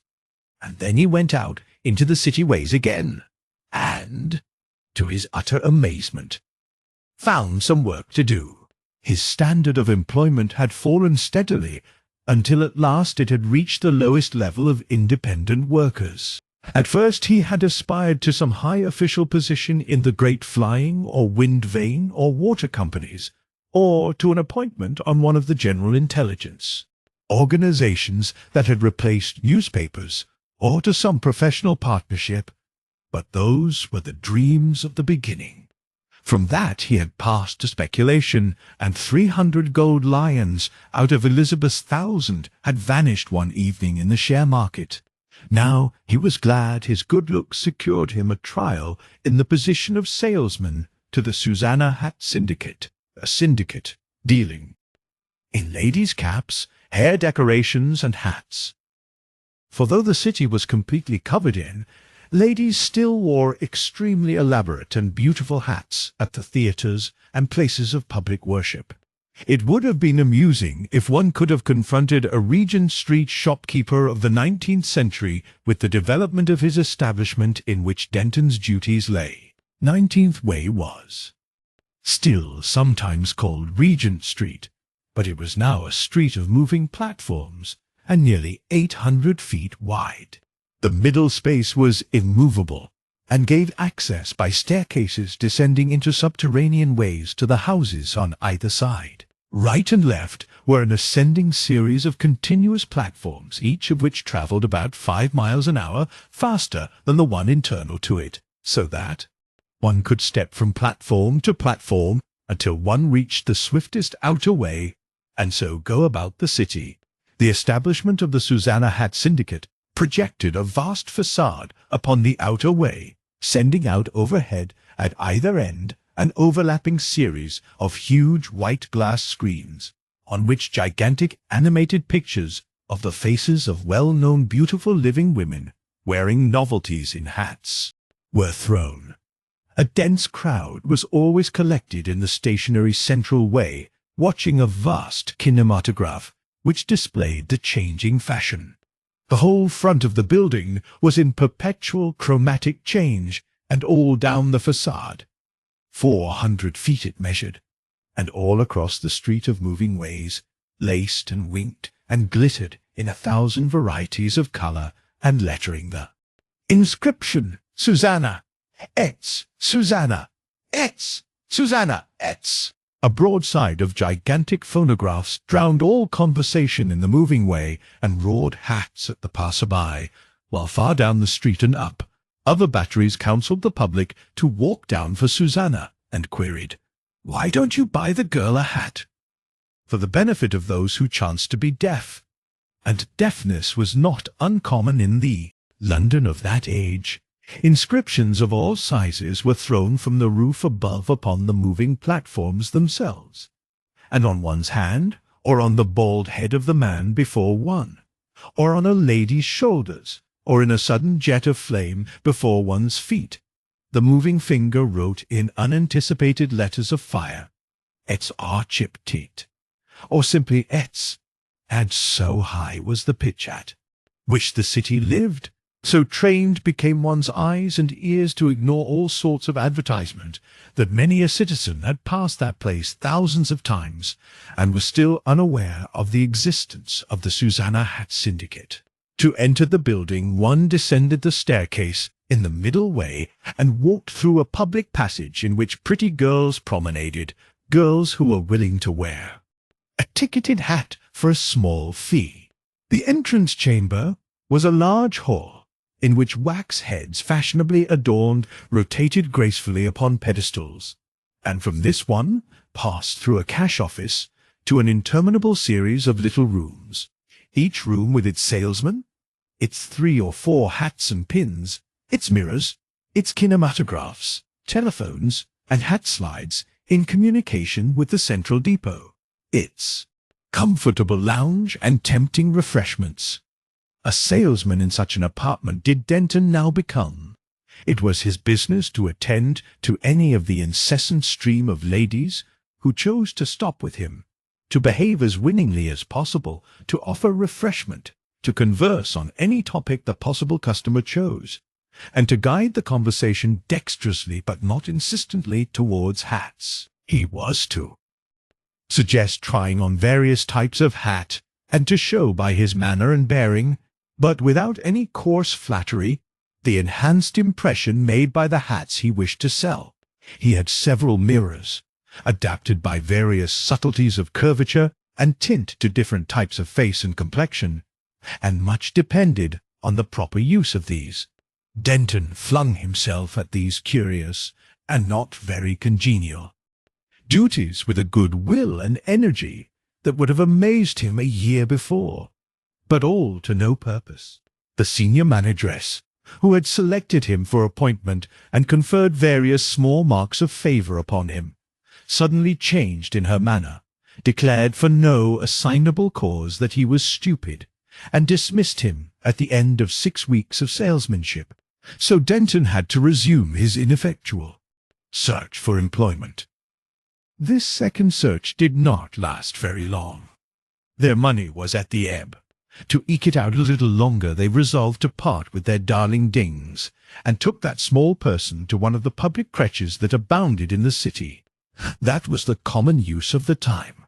The industrial emancipation of women, the correlated disorganization of the secluded home, had rendered creches a necessity for all but very rich and exceptionally minded people. Therein children encountered hygienic and educational advantages impossible without such organization.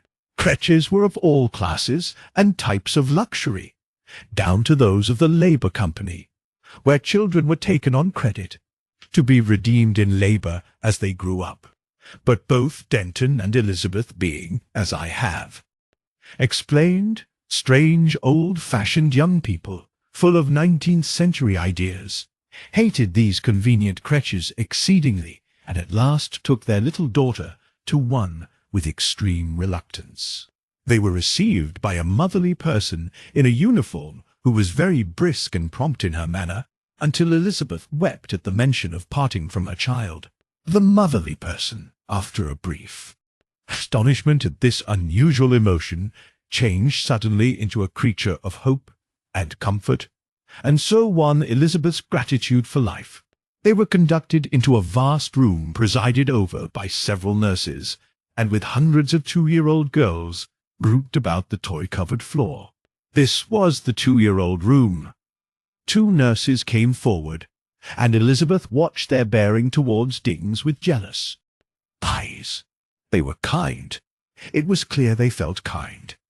And yet, presently, it was time to go.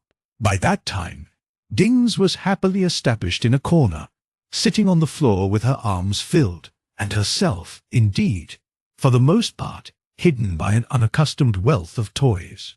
She seemed careless of all human relationships as her parents receded. They were forbidden to upset her by saying goodbye. At the door Elizabeth glanced back for the last time, and behold! Dings had dropped her new wealth and was standing with a dubious face. Suddenly Elizabeth gasped, and the motherly nurse pushed her forward and closed the door. "You can come again soon, dear," she said, with unexpected tenderness in her eyes. For a moment Elizabeth stared at her with a blank face. "You can come again soon," repeated the nurse. Then with a swift transition Elizabeth was weeping in the nurse's arms. So it was that Denton's heart was won also, and 3 weeks after our young people were absolutely penniless, and only one way lay open. They must go to the Labour Company. So soon as the rent was a week overdue, their few remaining possessions were seized, and with scant courtesy they were shown the way out of the hotel. Elizabeth walked along the passage towards the staircase that ascended to the motionless middle way, too dulled by misery to think. Denton stopped behind to finish a stinging and unsatisfactory argument with the hotel porter, and then came hurrying after her, flushed and hot. He slackened his pace as he overtook her, and together they ascended to the middle way in silence. There they found 2 seats vacant and sat down. "We need not go there yet," said Elizabeth. "No, not till we are hungry," said Denton.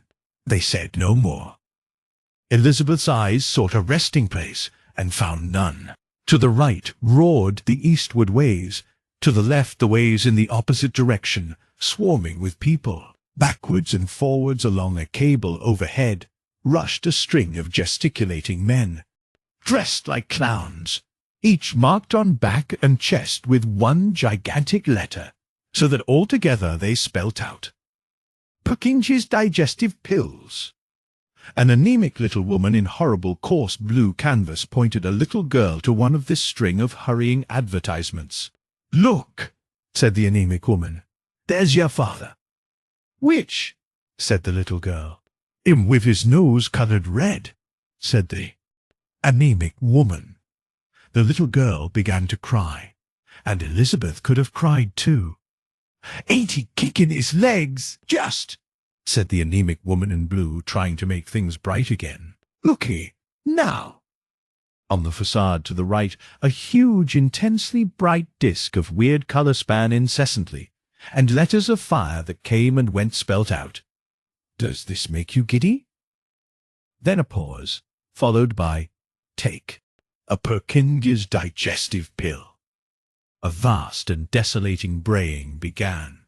"If you love swagger literature, put your telephone on to Bruggles, the greatest author of all time, the greatest thinker of all time, teaches you morals up to your scalp. The very image of Socrates, except the back of his head, which is like Shakespeare. He has 6 toes, dresses in red, and never cleans his teeth. Hear him!" Denton's voice became audible in a gap in the uproar. "I never ought to have married you," he was saying. "I have wasted your money, ruined you, brought you to misery. I am a scoundrel. Oh, this accursed world." She tried to speak, and for some moments could not. She grasped his hand. "No," she said at last. A half-formed desire suddenly became determination. She stood up. "Will you come?" He rose also. "We need not go there yet." "Not that. But I want you to come to the flying stages, where we met. You know, the little seat." He hesitated. "Can you?" he said doubtfully. "Must," she answered. He hesitated still for a moment, then moved to obey her will. And so it was they spent their last half-day of freedom out, under the open air, in the little seat under the flying stages, where they had been wont to meet 5 short years ago. There she told him, what she could not tell him in the tumultuous public ways, that she did not repent even now of their marriage, that whatever discomfort and misery life still had for them, she was content with the things that had been. The weather was kind to them, the seat was sunlit and warm, and overhead the shining aeroplanes went and came. At last, towards sunsetting, their time was at an end, and they made their vows to one another, and clasped hands, and then rose up and went back into the ways of the city, a shabby-looking, heavy-hearted pair, tired and hungry. Soon they came to one of the pale blue signs that marked a Labour Company bureau. For a space they stood in the middle way regarding this, and at last descended, and entered the waiting room. The Labour Company had originally been a charitable organization. Its aim was to supply food, shelter, and work to all comers. This it was bound to do by the conditions of its incorporation, and it was also bound to supply food and shelter and medical attendance to all incapable of work who chose to demand its aid. In exchange, these incapables paid labor notes, which they had to redeem upon recovery. They signed these labor notes with thumb marks, which were photographed and indexed in such a way that this worldwide labor company could identify any one of its 200 or 300 million clients at the cost of an hour's inquiry. The day's labor was defined as 2 spells in a treadmill used in generating electrical force, or its equivalent, and its due. Performance could be enforced by law. In practice, the Labour Company found it advisable to add to its statutory obligations of food and shelter a few pence a day as an inducement to effort.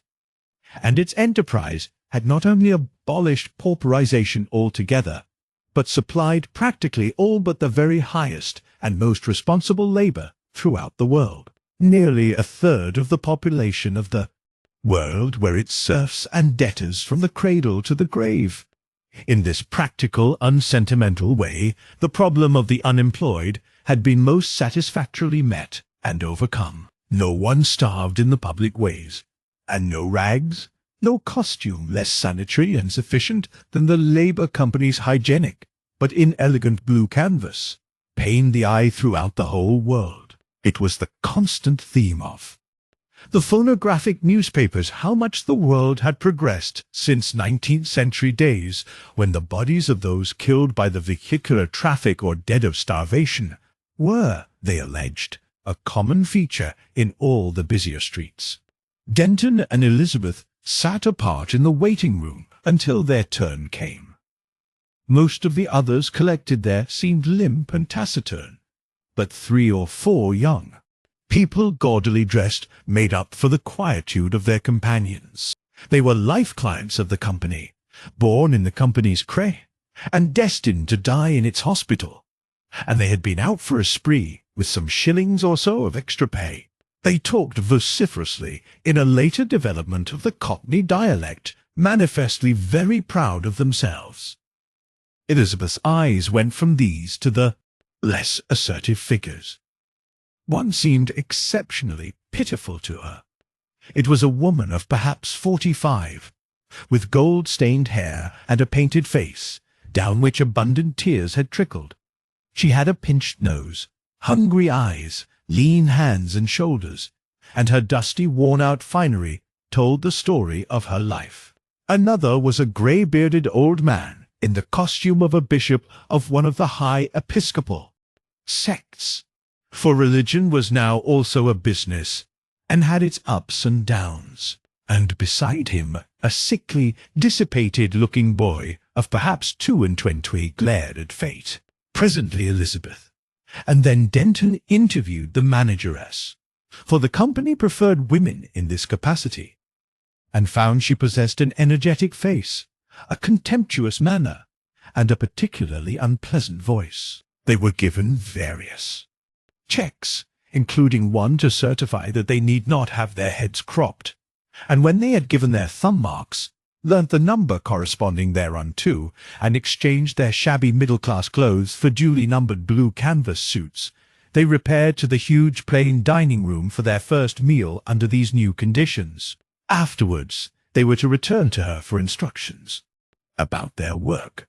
When they had made the exchange of their clothing, Elizabeth did not seem able to look at Denton at first, but he looked at her, and saw with astonishment that even in blue canvas she was still beautiful. And then their soup and bread came sliding on its little rail down the long table towards them, and stopped with a jerk, and he forgot the matter, for they had had no proper meal for 3 days. After they had dined, they rested for a time. Neither talked. There was nothing to say. And presently they got up and went back to the manageress to learn what they had to do. The manageress referred to a tablet. "Your rooms won't be here. It'll be in the Highbury ward, 97th Way, number 2017. Better make a note of it on your card. You, 000, type 7, 64, B, C, D, D, Gamma 41, female. You have to go to the metal beating company and try that for a day. 4p bonus if you're satisfactory. And you, 071, type 4, 709, G, F, B, Pi 5 and 90, male. You have to go to the photographic company on 81st Way and learn something or other. I don't know. 3p as your cards. That's all. Next. What? Didn't catch it all. Lor! So suppose I must go over it all again. Why don't you listen? Careless, unprovident people. One think these things didn't matter. Their ways to their work lay together for a time, and now they found they could talk. Curiously enough, the worst of their depression seemed over now that they had actually donned the blue. Denton could talk, with interest even of the work that lay before them. "Whatever it is," he said, "it can't be so hateful as that hat shop, and after we have paid for dings, We shall still have a whole penny a day between us even now. Afterwards, we may improve, get more money." Elizabeth was less inclined to speech. "I wonder why work should seem so hateful," she said. "It's odd," said Denton. "I suppose it wouldn't be if it were not the thought of being ordered about. I hope we shall have decent managers." Elizabeth did not answer. She was not thinking of that. She was tracing out some thoughts of her own. "Of course," she said presently, "we have been using up work all our lives. It's only fair." She stopped. It was too intricate. "We paid for it," said Denton, for at that time he had not troubled himself about these complicated things. "We did nothing, and yet we paid for it. That's what I cannot understand." "Perhaps we are paying," said Elizabeth presently, for her theology was old-fashioned and simple. Presently it was time for them to part, and each went to the appointed work. Denton's was to mind a complicated hydraulic press that seemed almost an intelligent thing. This press worked by the sea-water that was destined, finally, to flush the city drains. For the world had long since abandoned the folly of pouring drinkable water into its sewers. This water was brought close to the eastward edge of the city by a huge canal, and then raised by an enormous battery of pumps into reservoirs at a level of 400 feet above the sea, from which it spread by 1 billion arterial branches over the city. Thence it poured down, cleansing, sluicing, working machinery of all sorts, through an infinite variety of capillary channels into the great drains, the cloacae maximi, and so carried the sewage out to the agricultural areas that surrounded London on every side. The press was employed in one of the processes of the photographic manufacture, but the nature of the process it did not concern Denton to understand. The most salient fact to his mind was that it had to be conducted in ruby light, and as a consequence the room in which he worked was lit by one coloured globe that poured a lurid and painful illumination about the room. In the darkest corner stood the press, whose servant Denton had now become. It was a huge, dim, glittering thing with a projecting hood that had a remote resemblance to a bowed head, and, squatting like some metal Buddha in this weird light that ministered to its needs, it seemed to Denton in certain moods almost as if this must needs be the obscure idol to which humanity, in some strange aberration, had offered up his life. His duties had a varied monotony. Such items as the following will convey an idea of the service of the press. The thing worked with a busy clicking so long as things went well. But if the paste that came pouring through a feeder from another room, and which it was perpetually compressing into thin plates, changed in quality, the rhythm of its click altered, and Denton hastened to make certain adjustments. The slightest delay involved a waste of paste, and the docking of one or more of his daily pence. If the supply of paste waned, there were hand processes of a peculiar sort involved in its preparation, and sometimes the workers had convulsions which deranged their output. Denton had to throw the press out of gear. In the painful vigilance a multitude of such trivial attentions entailed, painful because of the incessant effort its absence of natural interest required. Denton had now to pass 1/3 of his days, save for an occasional visit from the manager, a kindly but singularly foul-mouthed man. Denton passed his working hours in solitude. Elizabeth's work was of a more social sort. There was a fashion for covering the private apartments of the very wealthy with metal plates beautifully embossed with repeated patterns. The taste of the time demanded, however, that the repetition of the patterns should not be exact, not mechanical, but natural, and it was found that the most pleasing arrangement of pattern irregularity was obtained by employing women of refinement and natural taste to punch out the patterns with small dies. So many square feet of plates was exacted from Elizabeth as a minimum, and for whatever square feet she did in excess, she received a small payment. The room, like most rooms of women workers, was under a manageress. Men had been found by the Labour Company not only less exacting, but extremely liable to excuse favoured ladies from a proper share of their duties. The manageress was a not unkindly, taciturn person with the hardened remains of beauty of the brunette type, and the other women workers, who of course hated her, associated her name scandalously with one of the metalwork directors in order to explain her position. Only 2 or 3 of Elizabeth's fellow workers were born labour serfs, plain, morose girls, but most of them corresponded to what the 19th century would have called a reduced gentlewoman. But the ideal of what constituted a gentlewoman had altered. The faint, faded, negative virtue, the modulated voice and restrained gesture of the old-fashioned gentlewoman had vanished from the earth. Most of her companions showed in discoloured hair, ruined complexions, and the texture of their reminiscent conversations, the vanished glories of a conquering youth. All of these artistic workers were much older than Elizabeth, and too openly expressed their surprise that anyone so young and pleasant should come to share their toil. But Elizabeth did not trouble them with her old-world moral conceptions. They were permitted, and even encouraged, to converse with each other, for the directors very properly judged that anything that conduced to variations of mood made for pleasing fluctuations in their patterning, and Elizabeth was almost forced to hear the stories of these lives with which her own interwove. Garbled and distorted, they were by vanity indeed, and yet comprehensible enough, and soon she began to appreciate the small spites and cliques, the little misunderstandings and alliances that enmeshed about her.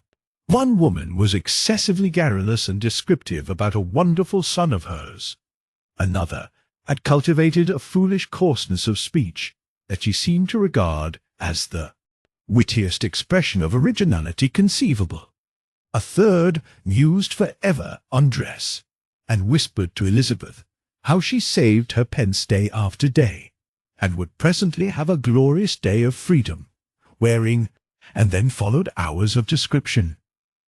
2 others sat always together, and called one another pet names, until one day some little thing happened, and they sat apart, blind and deaf as it seemed to one another's being, and always from them all came an incessant tap, tap, tap, tap, tap, and the manageress listened always to the rhythm to mark if one fell away. Tap, tap, tap, tap.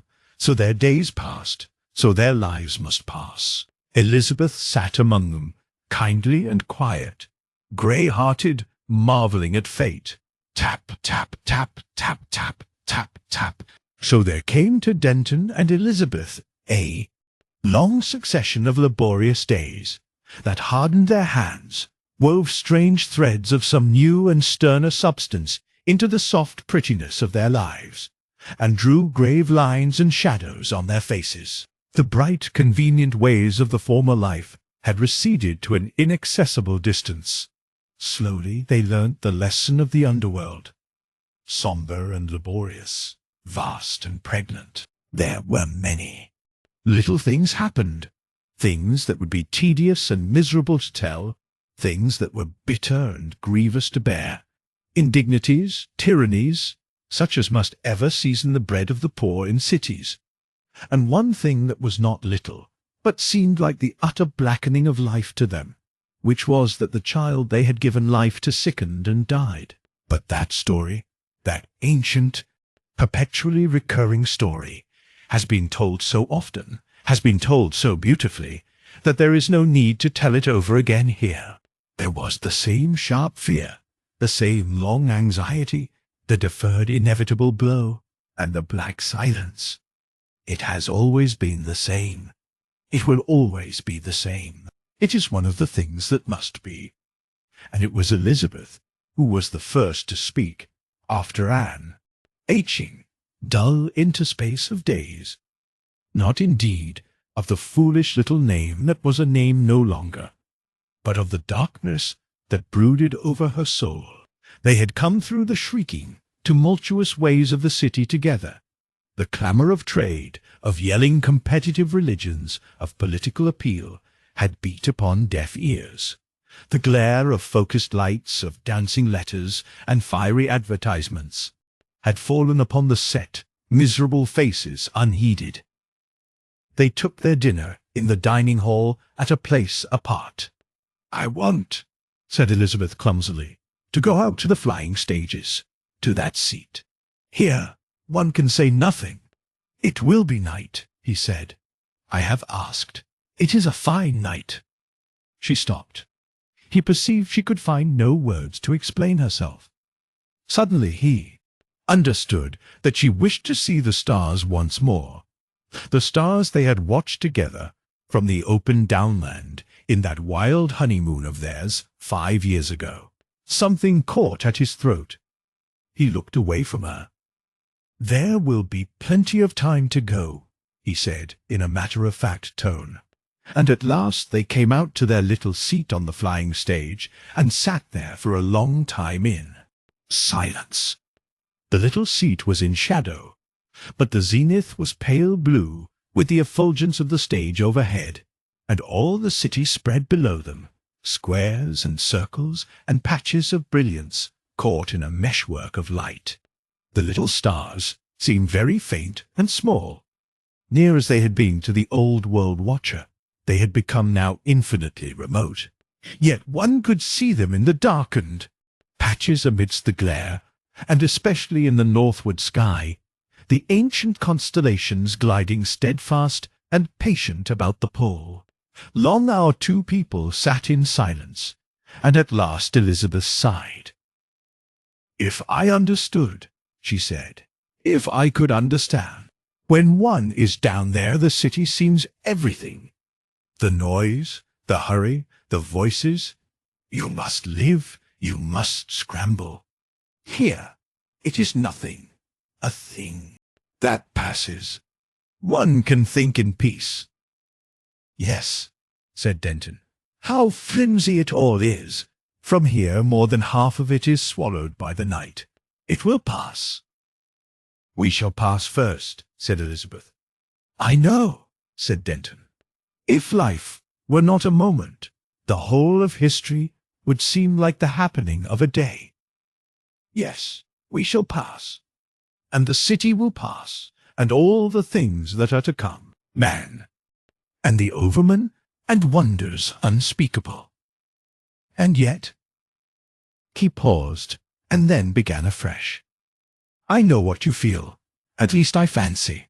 Down there, one thinks of one's work, one's little vexations and pleasures, one's eating and drinking and ease and pain. One lives, and one must die. Down there, and every day, our sorrow seemed the end of life. Up here it is different. For instance, down there it would seem impossible almost to go on living if one were horribly disfigured, horribly crippled, disgraced. Up here, under these stars, none of those things would matter. They don't matter. They are a part of something. One seems just to touch that something, under the stars. The vague, impalpable things in his mind, cloudy emotions half-shaped towards ideas, vanished before the rough grasp of words. It is hard to express, he said lamely. They sat through a long stillness. It is well to come here, he said at last. We stop. Our minds are very finite. After all, we are just poor animals rising out of the brute, each with a mind, the poor beginning of a mind. We are so stupid. So much hurts. And yet, I know, and someday we shall see. All this frightful stress, all this discord will resolve to harmony, and we shall know it. Nothing is but it makes for that. Nothing. All the failures. Every little thing makes for that harmony. Everything is necessary to it. We shall find. We shall find. Nothing, not even the most dreadful thing, could be left out. Not even the most trivial. Every tap of your hammer on the brass, every moment of work, my idleness. Even, dear one, every movement of our poor little one. All these things go on forever. And the faint, impalpable things. We, sitting here together, everything. The passion that joined us, and what has come since, it is not passion now. More than anything else, it is sorrow. Dear. He could say no more, could follow his thoughts no further. Elizabeth made no answer. She was very still, but presently her hand sought his and found it. Chapter 4. Underneath. Under the stars one may reach upward and touch resignation, whatever the evil thing may be. But in the heat and stress of the day's work we lapse again, come disgust and anger and intolerable moods. How little is all our magnanimity, an accident, a phase. The very saints of old had first to flee the world. And Denton and his Elizabeth could not flee their world. No longer were there open roads to unclaimed lands where men might live freely, however hardly, and keep their souls in peace. The city had swallowed up mankind. For a time these two labor serfs were kept at their original occupations, she at her brass stamping and Denton at his press, and then came a move for him that brought with it fresh and still bitter experiences of life in the underways of the great city. He was transferred to the care of a rather more elaborate press in the central factory of the London Tile Trust. In this new situation he had to work in a long vaulted room with a number of other men, for the most part born labor serfs. He came to this intercourse reluctantly. His upbringing had been refined, and, until his ill fortune had brought him to that costume, he had never spoken in his life, except by way of command or some immediate necessity, to the white-faced wearers of the blue canvas. Now at last came contact. He had to work beside them, share their tools, eat with them. To both Elizabeth and himself this seemed a further degradation. His taste would have seemed extreme to a man of the 19th century. But slowly and inevitably in the intervening years a gulf had opened between the wearers of the blue canvas and the classes above, a difference not simply of circumstances and habits of life, but of habits of thought, even of language. The underways had developed a dialect of their own. Above, too, had arisen a dialect, a code of thought, a language of culture, which aimed by a sedulous search after fresh distinction to widen perpetually the space between itself and vulgarity. The bond of a common faith, moreover, no longer held the race together. The last years of the 19th century were distinguished by the rapid development among the prosperous idol of esoteric perversions of the popular religion, glosses and interpretations that reduced the broad teachings of the carpenter of Nazareth to the exquisite narrowness of their lives. And, spite of their inclination towards the ancient fashion of living, neither Elizabeth nor Denton had been sufficiently original to escape the suggestion of their surroundings. In matters of common behavior, they had followed the ways of their class, and so when they fell at last to be labor serfs, it seemed to them almost as though they were falling among offensive inferior animals. They felt as a 19th century duke and duchess might have felt who were forced to take rooms in the Jago. Their natural impulse was to maintain a distance. But Denton's first idea of a dignified isolation from his new surroundings was soon rudely dispelled. He had imagined that his fall to the position of a labor serf was the end of his lesson, that when their little daughter had died he had plumbed the deeps of life. But indeed these things were only the beginning. Life demands something more from us than acquiescence. And now, in a room full of machine-minders, he was to learn a wider lesson, to make the acquaintance of another factor in life, a factor as elemental as the loss of things dear to us, more elemental even than toil, is quiet. Discouragement of conversation was an immediate cause of offense, was interpreted, rightly enough I fear, as disdain. His ignorance of the vulgar dialect, a thing upon which he had hitherto prided himself, suddenly took upon itself a new aspect. He failed to perceive at once that his reception of the coarse and stupid but genially intended remarks that greeted his appearance must have stung the makers of these advances like blows in their faces. "Don't understand," he said rather coldly and at hazard. "No, thank you." The man who had addressed him stared, scowled, and turned away. A second, who also failed at Denton's unaccustomed ear, took the trouble to repeat his remark, and Denton discovered he was being offered the use of an oil can. He expressed polite thanks. At this second, man embarked upon a penetrating conversation. Denton, he remarked, had been a swell, and he wanted to know how he had come to wear the blue. He clearly expected an interesting record of vice and extravagance. Had Denton ever been at a pleasure city? Denton was speedily to discover how the existence of these wonderful places of delight permeated and defiled the thought and honor of these unwilling, hopeless workers of the underworld. His aristocratic temperament resented these questions. He answered, "No," curtly. The man persisted with a still more personal question, and this time it was Denton who turned away. "Cobra said his interlocutor, much astonished. It presently forced itself upon Denton's mind that this remarkable conversation was being repeated in indignant tones to more sympathetic hearers, and that it gave rise to astonishment and ironical laughter. They looked at Denton with manifestly enhanced interest. A curious perception of isolation dawned upon him. He tried to think of his press and its unfamiliar peculiarities. The machines kept everybody pretty busy during the first spell, and then came a recess. It was only an interval for refreshment, too, brief for anyone to go out to a Labour Company dining room. Denton followed his fellow workers into a short gallery in which were a number of bins of refuse from the presses. Each man produced a packet of food. Denton had no packet. The manager, a careless young man who held his position by influence, had omitted to warn Denton that it was necessary to apply for this provision. He stood apart, feeling hungry.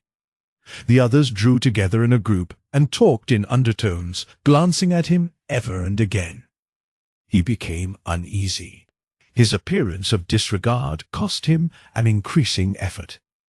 He tried to think of the levers of his new press. Presently one, a man shorter but much broader and stouter than Denton, came forward to him. Denton turned to him as unconcernedly as possible. "Here," said the delegate, as Denton judged him to be, extending a cube of bread in a not-too-clean hand. He had a swart, broad-nosed face, and his mouth hung down towards one corner. Denton felt doubtful for the instant whether this was meant for civility or insult. His impulse was to decline. "No, thanks," he said, and at the man's change of expression, "I'm not hungry." There came a laugh from the group behind. "Told you so," said the man who had offered Denton the loan of an oil can. "He's topside, he is. You ain't good enough for him." The swart face grew a shade darker. "Here," said its owner, still extending the bread, and speaking in a lower tone. "You got to eat this, see?" Denton looked into the threatening face before him, and odd little currents of energy seemed to be running through his limbs and body. "I don't want it," he said, trying a pleasant smile that twitched and failed. The thick-set man advanced his face, and the bread became a physical threat in his hand. Denton's mind rushed together to the one problem of his antagonist's eyes. "Eat it," said the swart man. There came a pause, and then they both moved quickly. The cube of bread described a complicated path. A curve that would have ended in Denton's face. And then his fist hit the wrist of the hand that gripped it, and it flew upward, and out of the conflict its part played. He stepped back quickly, fists clenched and arms tense. The hot, dark countenance receded, became an alert hostility, watching its chance. Denton for one instant felt confident, and strangely buoyant and serene. His heart beat quickly. He felt his body alive and glowing to the tips. "Scrap, boys!" shouted someone, and then the dark figure had leapt forward, ducked back and sideways, and come in again. Denton struck out, and was hit. One of his eyes seemed to him to be demolished, and he felt a soft lip under his fist, just before he was hit again. This time under the chin. A huge fan of fiery needles shot open. He had a momentary persuasion that his head was knocked to pieces, and then something hit his head and back from behind, and the fight became an uninteresting, an impersonal thing. He was aware that time, seconds or minutes, had passed, abstract, uneventful time. He was lying with his head in a heap of ashes, and something wet and warm ran swiftly into his neck. The first shock broke up into discrete sensations. All his head throbbed. His eye and his chin throbbed exceedingly, and the taste of blood was in his mouth. "He's all right," said a voice. "He's opening his eyes." "Serve him well right," said a second. His mates were standing about him. He made an effort and sat up. He put his hand to the back of his head, and his hair was wet and full of cinders. A laugh greeted the gesture. His eye was partially closed. He perceived what had happened. His momentary anticipation of a final victory had vanished. "Looks surprised," said someone. "Have any more?" said a wit. And then, imitating Denton's refined accent, "No, thank you." Denton perceived the swart man with a blood-stained handkerchief before his face, and somewhat in the background. "Where's that bit of bread he's got to?" "Eat," said a little ferret-faced creature, and sought with his foot in the ashes of the adjacent bin. Denton had a moment of internal debate. He knew the code of honor requires a man to pursue a fight he has begun to the bitter end. But this was his first taste of the bitterness. He was resolved to rise again, but he felt no passionate impulse. It occurred to him, and the thought was no very violent spur, that he was perhaps after all a coward. For a moment his will was heavy, a lump of lead. "'Ere it is," said the little ferret-faced man, and stooped to pick up a cindery cube. He looked at Denton, then at the others. Slowly, unwillingly, Denton stood up. A dirty-faced albino extended a hand to the ferret-faced man. "Gimme that toke," he said. He advanced threateningly, bread in hand to Denton. "So you ain't had your bellyful yet," he said. "Eh?" Now it was coming. "No, I haven't," said Denton, with a catching of the breath, and resolved to try this brute behind the ear before he himself got stunned again. He knew he would be stunned again. He was astonished how ill he had judged himself beforehand. A few ridiculous lunges, and down he would go again. He watched the albino's eyes. The albino was grinning confidently, like a man who plans an agreeable trick. A sudden perception of impending indignities stung Denton. "You leave him alone, Jim," said the swart man suddenly over the blood-stained rag. "He ain't done nothing to you." The albino's grin vanished. He stopped. He looked from one to the other. It seemed to Denton that the swart man demanded the privilege of his destruction. The albino would have been better. "You leave him alone," said the swart man. "See? 'E's 'ad 'is licks." A clattering bell lifted up its voice and solved the situation. The albino hesitated. "Lucky for you," he said, adding a foul metaphor, and turned with the others towards the press room again. "Wait for the end of the spell, mate," said the albino over his shoulder, an afterthought. The swart man waited for the albino to precede him. Denton realized that he had a reprieve. The men passed towards an open door. Denton became aware of his duties, and hurried to join the tail of the queue. At the doorway of the vaulted gallery of presses, a yellow-uniformed Labour policeman stood ticking a card. He had ignored the swart man's hemorrhage. "Hurry up." "There," he said to Denton. "Hello," he said, at the sight of his facial disarray. "Who's been hitting you?" "That's my affair," said Denton. "Not if it spoils your work, it ain't," said the man in yellow. "You mind that."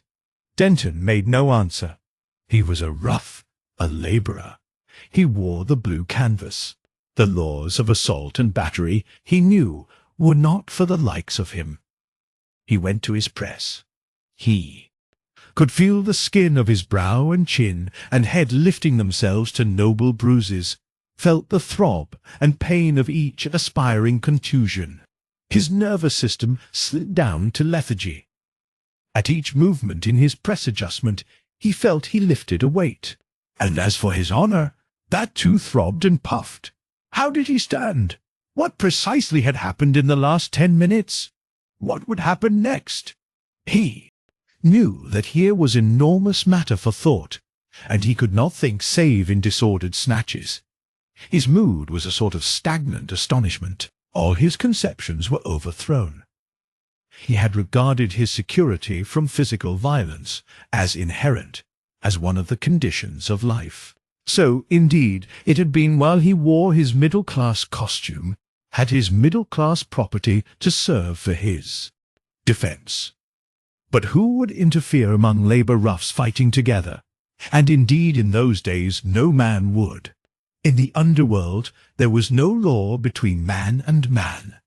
The law and machinery of the state had become for them something that held men down, fended them off from much desirable property and pleasure, and that was all. Violence, that ocean in which the brutes live forever, and from which 1,000 dikes and contrivances have won our hazardous civilized life, had flowed in again upon the sinking underways and submerged them. The fist ruled. Denton had come right down at last to the elemental, fist and trick, and the stubborn heart and fellowship. Even as it was in the beginning, the rhythm of his machine changed, and his thoughts were interrupted. Presently he could think again. Strange how quickly things had happened. He bore these men who had thrashed him no very vivid ill will. He was bruised and enlightened. He saw with absolute fairness now the reasonableness of his unpopularity. He had behaved like a fool. Disdain, seclusion, are the privilege of the strong. The fallen aristocrat, still clinging to his pointless distinction, is surely the most pitiful creature of pretense in all this clamant universe. Good heavens! What was there for him to despise in these men? What a pity he had not appreciated all this better 5 hours ago! What would happen at the end of the spell? He could not tell. He could not imagine. He could not imagine the thoughts of these men. He was sensible only of their hostility and utter want of sympathy. Vague possibilities of shame and violence chased one another across his mind. Could he devise some weapon? He recalled his assault upon the hypnotist, but there were no detachable lamps here. He could see nothing that he could catch up in his defence. For a space he thought of a headlong bolt for the security of the public ways directly the spell was over. Apart from the trivial consideration of his self-respect, he perceived that this would be only a foolish postponement, an aggravation of his trouble. He perceived the ferret-faced man and the albino talking together with their eyes towards him. Presently they were talking to the swart man, who stood with his broad back studiously towards Denton. At last came the end of the second spell. The lender of oil cans stopped his press sharply and turned round, wiping his mouth with the back of his hand. His eyes had the quiet expectation of one who seats himself in a theatre. Now was the crisis, and all the little nerves of Denton's being seemed leaping and dancing. He had decided to show fight if any fresh indignity was offered him. He stopped his press and turned. With an enormous affectation of ease, he walked down the vault and entered the passage of the ash-pits, only to discover he had left his jacket, which he had taken off because of the heat of the vault, beside his press. He walked back. He met the albino eye to eye. He heard the ferret-faced man in expostulation. "He really ought. Eat it," said the ferret-faced man. "Eat it, really." "No, you leave him alone," said the swart man. Apparently nothing further was to happen to him that day. He passed out to the passage and staircase that led up to the moving platforms of the city. He emerged on the livid brilliance and streaming movement of the public street. He became acutely aware of his disfigured face, and felt his swelling bruises with a limp, investigatory hand. He went up to the swiftest platform, and seated himself on a Labour Company bench. He lapsed into a pensive torpor. The immediate dangers and stresses of his position he saw with a sort of static clearness. What would they do tomorrow? He could not tell. What would Elizabeth think of his brutalization? He could not tell. He was exhausted. He was aroused presently by a hand upon his arm.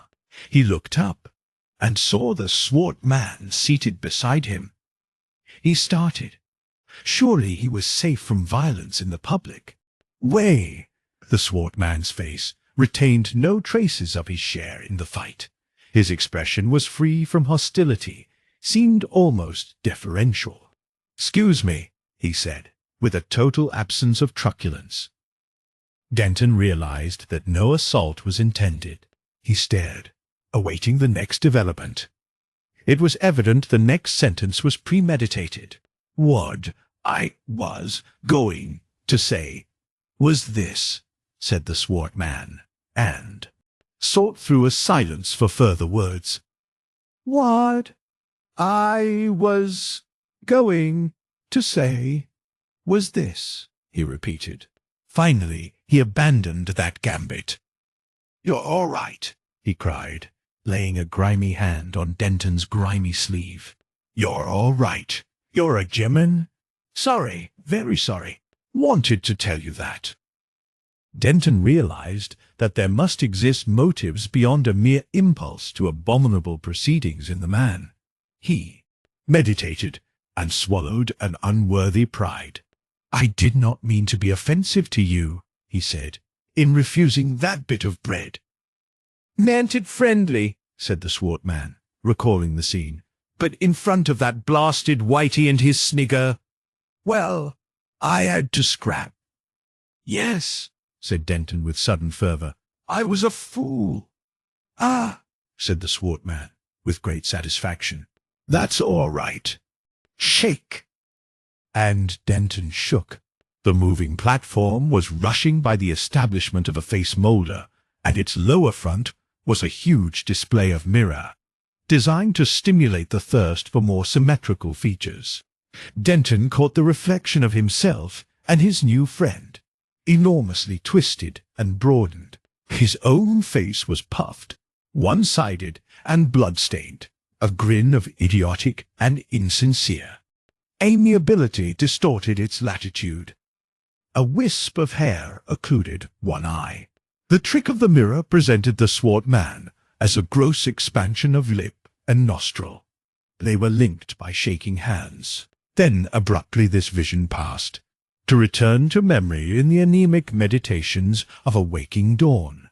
As he shook, the swart man made some muddled remark, to the effect that he had always known he could get on with a gentleman if one came his way. He prolonged the shaking until Denton, under the influence of the mirror, withdrew his hand. The swart man became pensive, spat impressively on the platform, and resumed his theme. "What I was going to say was this," he said, was gravelled, and shook his head at his foot. Denton became curious. "Go on," he said, attentive. The swart man took the plunge. He grasped Denton's arm, became intimate in his attitude. "'Scuse me," he said. "Fact is, you done know how to scrap." "Done know how to? Why, you done know how to begin. You'll get killed if you don't mind holding your hands there." He reinforced his statement by objurgation, watching the effect of each oath with a wary eye. "For instance, you're tall, long arms. You get a longer reach than anyone in the brasted vault. Gobble me, but I thought I'd got a tough on. 'Stead of which, 'scuse me, I wouldn't have it you if I'd known. It's like fighting sacks. 'Tisn't right. Your arms seemed hung on hooks. Reg'lar, hung on hooks. There." Denton stared, and then surprised and hurt his battered chin by a sudden laugh. Bitter tears came into his eyes. "Go on," he said. The swart man reverted to his formula. He was good enough to say he liked the look of Denton, thought he had stood up amazing plucky. "Only pluck ain't no good, ain't no brasted good, if you don't hold your hands." "What I was going to say was this," he said. "Lemme show you how to scrap. Just lemme. You're ignorant, you ain't no class, but you might be a very decent scrapper. Very decent. Shown. That's what I meant to say." Denton hesitated. "But," he said, "I can't give you anything." "That's the G-man all over," said the swart man. "Who asked you to?" "But your time. If you don't get learnt scrapping, you'll get killed. Don't you make no bones of that." Denton thought. "I don't know," he said. He looked at the face beside him, and all its native coarseness shouted at him. He felt a quick revulsion from his transient friendliness. It seemed to him incredible that it should be necessary for him to be indebted to such a creature. "The chaps are always scrapping," said the swart man. "Always. And, of course, if one gets waxy and it's you vital." "By God!" cried Denton, "I wish one would." "Of course, if you feel like that." "You don't understand." "Perhaps I don't," said the swart man, and lapsed into a fuming silence. When he spoke again, his voice was less friendly, and he prodded Denton by way of address. "Look, see," he said, "are you going to let me show you how to scrap?" "It's tremendously kind of you," said Denton. "But—" There was a pause. The swart man rose and bent over Denton. "Too much German," he said. "Eh?" I got a red face. "By gosh, you are a brasted fool."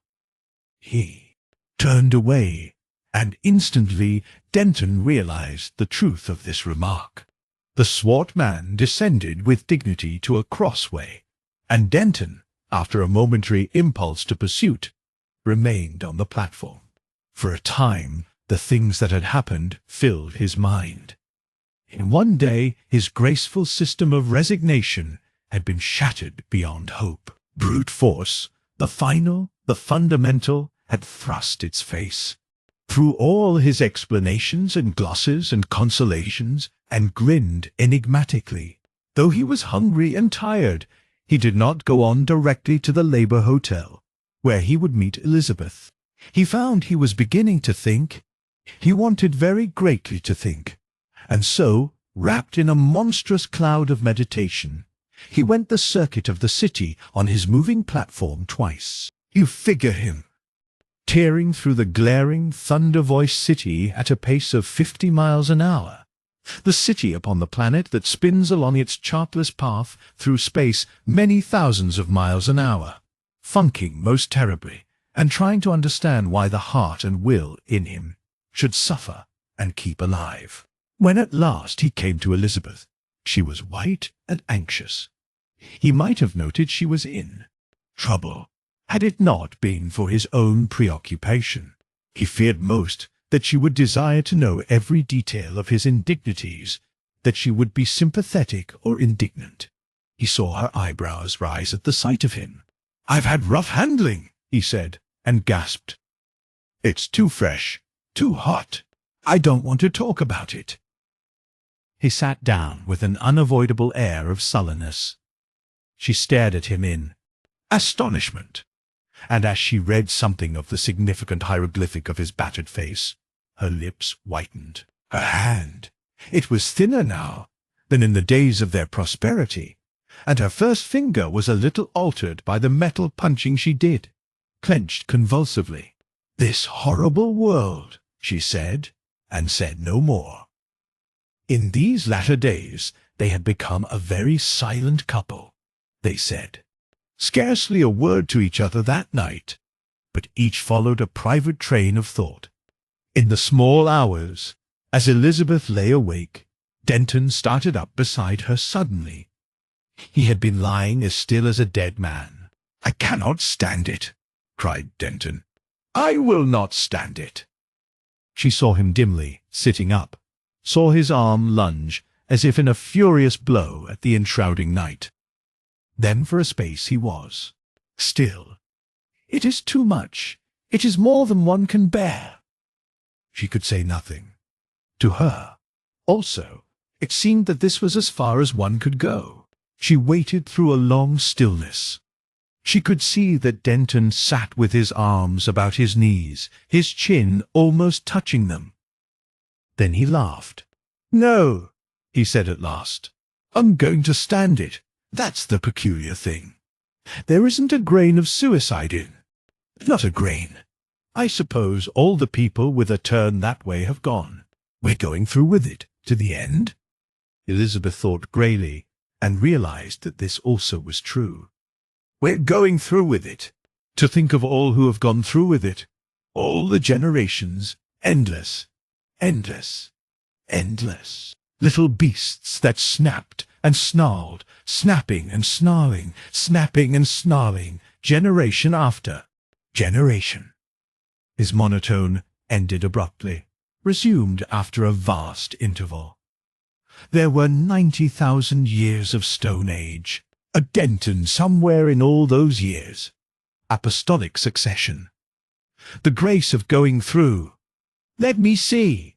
90, 900, 3 nines, 27. 3,000 generations of men.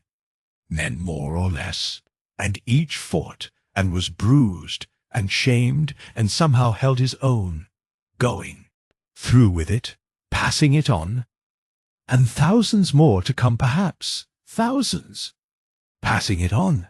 I wonder if they will thank us. His voice assumed an argumentative note. If one could find something definite, if one could say, this is why it goes on. He became still, and Elizabeth's eyes slowly separated him from the darkness until at last she could see how he sat with his head resting on his hand. A sense of the enormous remoteness of their minds came to her. That dim suggestion of another being seemed to her a figure of their mutual understanding. What could he be thinking now? What might he not say next? Another age seemed to elapse before he sighed and whispered, "No, I don't understand it. No."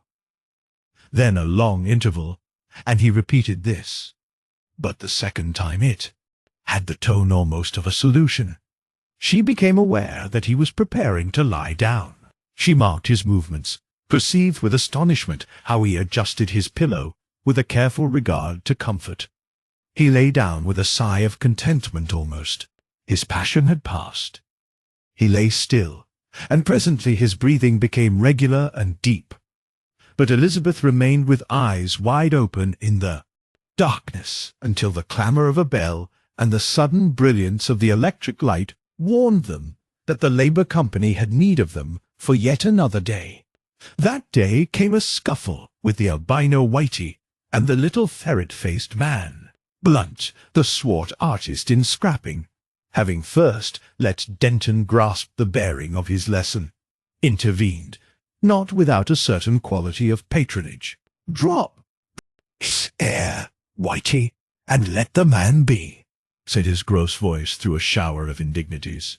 "Can't you see he don't know how to scrap?" And Denton, lying shamefully in the dust, realized that he must accept that course of instruction after all. He made his apology straight and clean.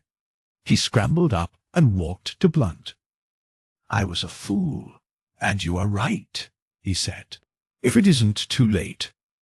That night, after the second spell, Denton went with Blunt to certain waste and slime-soaked vaults under the port of London, to learn the first beginnings of the high art of scrapping as it had been perfected in the great world of the underways, how to hit or kick a man so as to hurt him excruciatingly or make him violently sick, how to hit or kick vital, how to use glass in one's garments as a club, and to spread red ruin with various domestic implements, how to anticipate and demolish your adversary's intentions in other directions.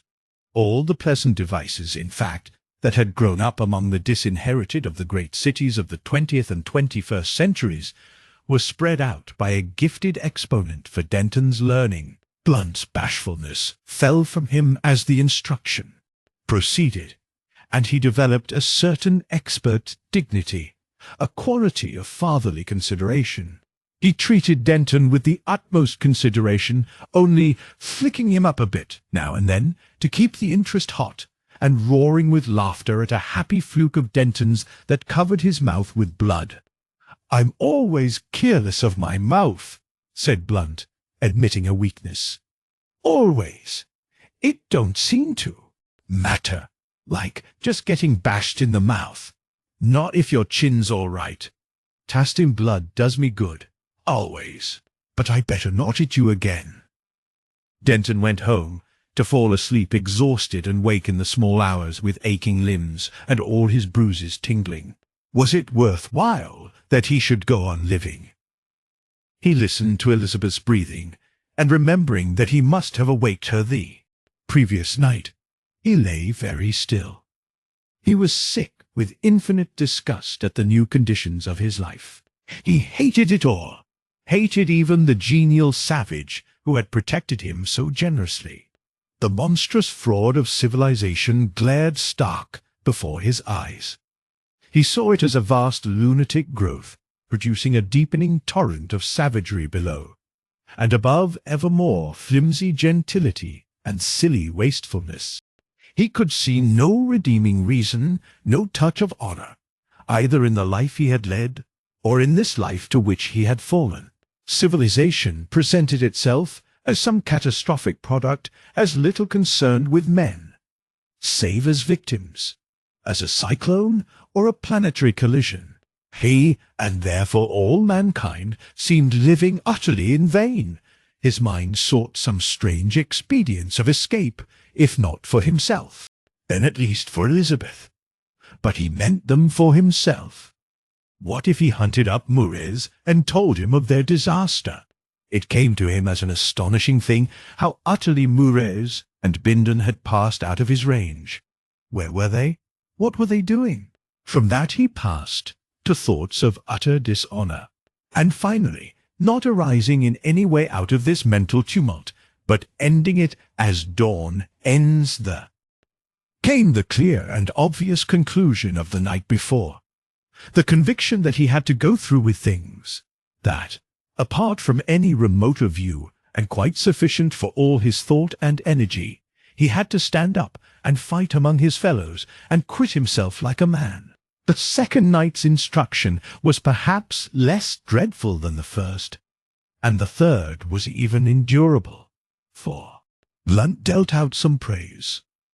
The fourth day Denton chanced upon the fact that the ferret-faced man was a coward.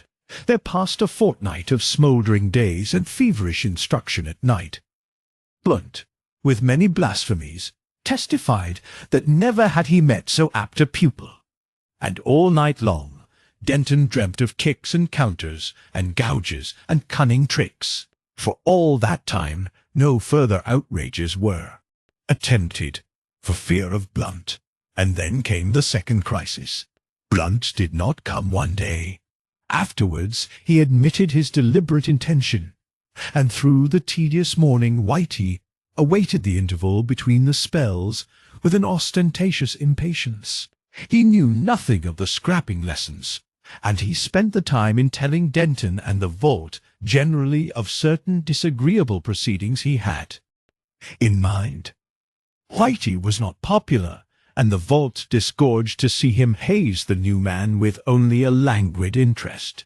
But matters changed when Whitey's attempt to open the proceedings by kicking Denton in the face was met by an excellently executed duck, catch and throw, that completed the flight of Whitey's foot in its orbit and brought Whitey's head into the ash heap that had once received Denton's. Whitey arose a shade whiter, and now blasphemously bent upon vital injuries. There were indecisive passages, foiled enterprises, that deepened Whitey's evidently growing perplexity, and then things developed into a grouping of Denton uppermost with Whitey's throat in his hand, his knee on Whitey's chest, and a tearful Whitey with a black face, protruding tongue and broken finger, endeavouring to explain the misunderstanding by means of hoarse sounds. Moreover, it was evident that among the bystanders there had never been a more popular person than Denton. Denton, with proper precaution, released his antagonist and stood up. His blood seemed changed to some sort of fluid fire. His limbs felt light and supernaturally strong. The idea that he was a martyr in the civilization machine had vanished from his mind. He was a man in a world of men. The little ferret-faced man was the first in the competition to pat him on the back. The lender of oil cans was a radiant son of genial congratulation. It seemed incredible to Denton that he had ever thought of despair. Denton was convinced that not only had he to go through with things, but that he could. He sat on the canvas pallet expounding this new aspect to Elizabeth. One side of his face was bruised. She had not recently fought. She had not been patted on the back. There were no hot bruises upon her face, only a pallor and a new line or so about the mouth. She was taking the woman's share. She looked steadfastly at Denton in his new mood of prophecy. "I feel that there is something," he was saying. "Something that goes on, a being of life in which we live and move and have our being. Something that began 50, 100 million years ago, perhaps, that goes on, growing, spreading, to things beyond us. Things that will justify us all, that will explain and justify my fighting, these bruises, and all the pain of it. It's the chisel, yes, the chisel of the Maker. If only I could make you feel as I feel, if I could make you. You will, dear, I know you will." "No," she said in a low voice. "No, I shall not." "So I might have thought." She shook her head. "No," she said, "I have thought as well. What you say doesn't convince me." She looked at his face resolutely. "I hate it," she said, and caught at her breath. "You do not understand. You do not think. There was a time when you said things, and I believed them. I am growing wiser. You are a man. You can fight, force your way. You do not mind bruises. You can be coarse and ugly, and still a man. Yes, it makes you. It makes you. You are right. Only a woman is not like that. We are different. We have let ourselves get civilized too soon. This underworld is not for us." She paused and began again. "I hate it. I hate this horrible canvas. I hate it more than the worst that can happen. It hurts my fingers to touch it. It is horrible to the skin. And the women I work with day after day. I lie awake at nights and think how I may be growing like them." She stopped. "I am growing like them," she cried passionately. Denton stared at her distress. "But," he said, and stopped. "You don't understand. What have I? What have I to save me? You can fight. Fighting is man's work. But women are different. I have thought it all out. I have done nothing but think night and day. Look at the color of my face. I cannot go on. I cannot endure this life. I cannot endure it." She stopped. She hesitated. "You do not know all," she said abruptly, and for an instant her lips had a bitter smile. "I have been asked to leave you. Leave me." She made no answer save an affirmative movement of the head. Denton stood up sharply. They stared at one another through a long silence. Suddenly she turned herself about and flung face downward upon their canvas bed. She did not sob. She made no sound. She lay still upon her face. After a vast, distressful void her shoulders heaved, and she began to weep silently. "Elizabeth," he whispered. "Elizabeth."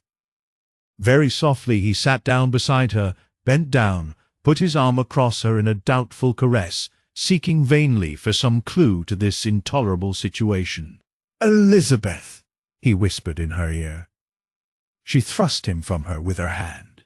"I cannot bear a child to be a slave," and broke out into loud and bitter weeping. Denton's face changed, became blank dismay. Presently he slipped from the bed and stood on his feet. All the complacency had vanished from his face, had given place to impotent rage. He began to rave and curse at the intolerable forces which pressed upon him, at all the accidents and hot desires and heedlessness that mock the life of man. His little voice rose in that little room, and he shook his fist. This animalcule of the... at all that environed him about, at the millions about him, at his past and future, and all the insensate vastness of the overwhelming city. Chapter 5. Bindon intervenes. In Bindon's younger days he had dabbled in speculation and made 3 brilliant flukes. For the rest of his life he had the wisdom to let gambling alone, and the conceit to believe himself a very clever man. A certain desire for influence and reputation interested him in the business intrigues of the giant city in which his flukes were made. He became at last one of the most influential shareholders in the company that owned the London flying stages, to which the aeroplanes came from all parts of the world. This much for his public activities. In his private life he was a man of pleasure, and this is the story of his heart. But before proceeding to such depths, one must devote a little time to the exterior of this person. Its physical basis was slender and short and dark, and the face, which was fine-featured and assisted by pigments, varied from an insecure self-complacency to an intelligent uneasiness. His face and head had been depilated, according to the cleanly and hygienic fashion of the time, so that the colour and contour of his hair varied with his costume. This he was constantly changing. At times he would distend himself with pneumatic vestments in the Rococo vein. From among the billowy developments of this style, and beneath a translucent and illuminated headdress, his eye watched jealously for the respect of the less fashionable world. At other times he emphasized his elegant slenderness in close-fitting garments of black satin. For effects of dignity he would assume broad pneumatic shoulders, from which hung a robe of carefully arranged folds of China silk, and a classical Bindon in pink tights was also a transient phenomenon in the eternal pageant of destiny. In the days when he hoped to marry Elizabeth, he sought to impress and charm her, and at the same time to take off something of his burthen of 40 years, by wearing the last fancy of the contemporary buck, a costume of elastic material with distensible warts and horns, changing in color as he walked, by an ingenious arrangement of versatile chromatophores.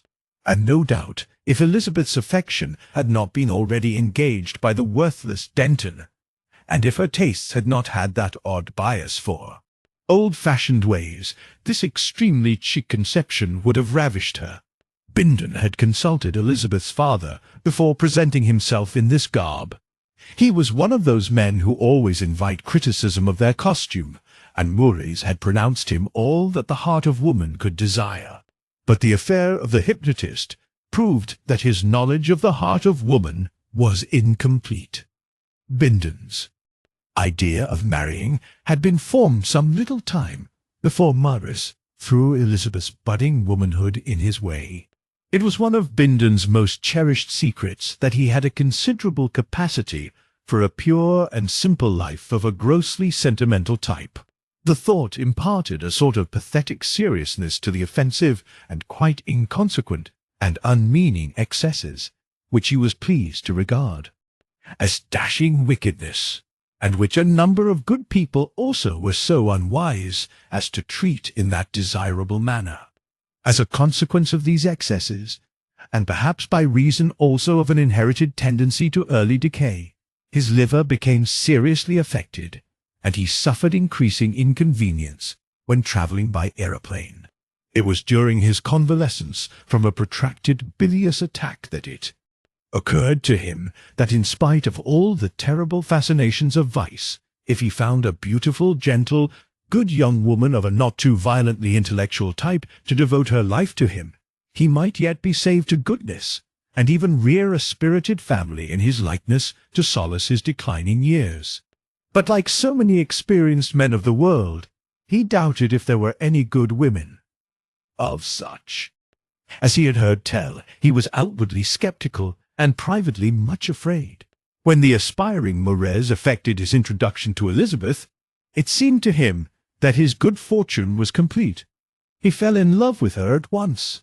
Of course, he had always been falling in love since he was 16, in accordance with the extremely varied recipes to be found in the accumulated literature of many centuries. But this was different. This was real love.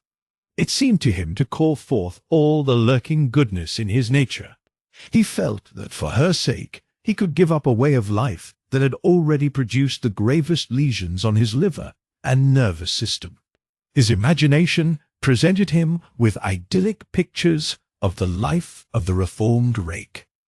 He would never be sentimental with her, or silly, but always a little cynical and bitter, as became the past. Yet he was sure she would have an intuition of his real greatness and goodness, and in due course he would confess things to her, pour his version of what he regarded as his wickedness, showing what a complex of Goethe and Benvenuto Cellini and Shelley and all those other chaps he really was, into her shocked, very beautiful, and no doubt sympathetic ear, and preparatory to these things he wooed her with infinite subtlety and respect, and the reserve with which Elizabeth treated him seemed nothing more nor less than an exquisite modesty touched and enhanced by an equally exquisite lack of ideas. Bindon knew nothing of her wandering affections, nor of the attempt made by Mores to utilize hypnotism as a corrective to this digression of her heart. He conceived he was on the best of terms with Elizabeth, and had made her quite successfully various significant presents of jewellery, and the more virtuous cosmetics, when her elopement with Denton threw the world out of gear for him. His first aspect of the matter was rage begotten of wounded vanity, and as Mores was the most convenient person, he vented the first brunt of it upon him. He went immediately and insulted the desolate father grossly, and then spent an active and determined day going to and fro about the city and interviewing people in a consistent and partly successful attempt to ruin that matrimonial speculator. The effectual nature of these activities gave him a temporary exhilaration, and he went to the dining-place he had frequented in his wicked days in a devil-may-care frame of mind, and dined altogether too amply and cheerfully with 2 other golden youths in their early 40s. He threw up the game. No woman was worth being good for, and he astonished even himself by the strain of witty cynicism he developed. One of the other desperate blades, warmed with wine, made a facetious allusion to his disappointment. But at the time, this did not seem unpleasant. The next morning found his liver and temper inflamed. He kicked his phonographic news machine to pieces, dismissed his valet, and resolved that he would perpetrate a terrible revenge upon Elizabeth, or Denton, or somebody. But anyhow, it was to be a terrible revenge, and the friend who had made fun at him should no longer see him in the light of a foolish girl's victim. He knew something of the little property that was due to her, and that this would be the only support of the young couple until Muriz should relent. If Muriz did not relent, and if unpropitious things should happen to the affair in which Elizabeth's expectations lay, they would come upon evil times and be sufficiently amenable to temptation of a sinister sort. Bindon's imagination, abandoning its beautiful idealism altogether, expanded the idea of temptation of a sinister sort. He figured himself as the implacable, the intricate and powerful man of wealth pursuing this maiden who had scorned him, and suddenly her image came upon his mind, vivid and dominant, and for the first time in his life, Bindon realized something of the real power of passion. His imagination stood aside, like a respectful footman who has done his work in ushering in the emotion.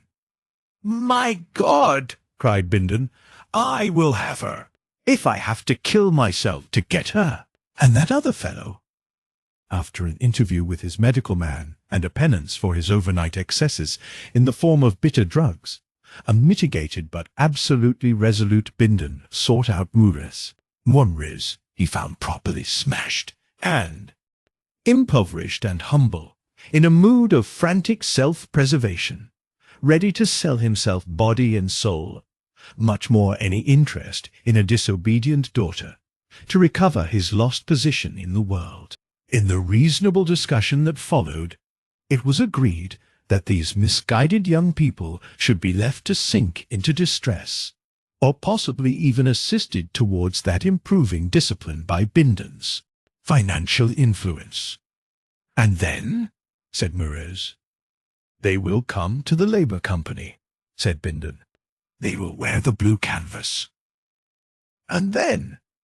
"She will divorce him," he said, and sat for a moment intent upon that prospect. For in those days the austere limitations of divorce of Victorian times were extraordinarily relaxed, and a couple might separate on 100 different scores. Then, suddenly Bindon astonished himself and Muriz by jumping to his feet. "She shall divorce him!" he cried. "I will have it so. I will work it so. By God, it shall be so. He shall be disgraced, so that she must. He shall be smashed and pulverized." The idea of smashing and pulverizing inflamed him further. He began a Jovian pacing up and down the little office. "I will have her," he cried. "I will have her. Heaven and hell shall not save her from me." His passion evaporated in its expression, and left him at the end simply histrionic. He struck an attitude, and ignored with heroic determination a sharp twinge of pain about the diaphragm. And Muriz sat with his pneumatic cap deflated, and himself very visibly impressed. And so, with a fair persistency, Bindon sat himself to the work of being.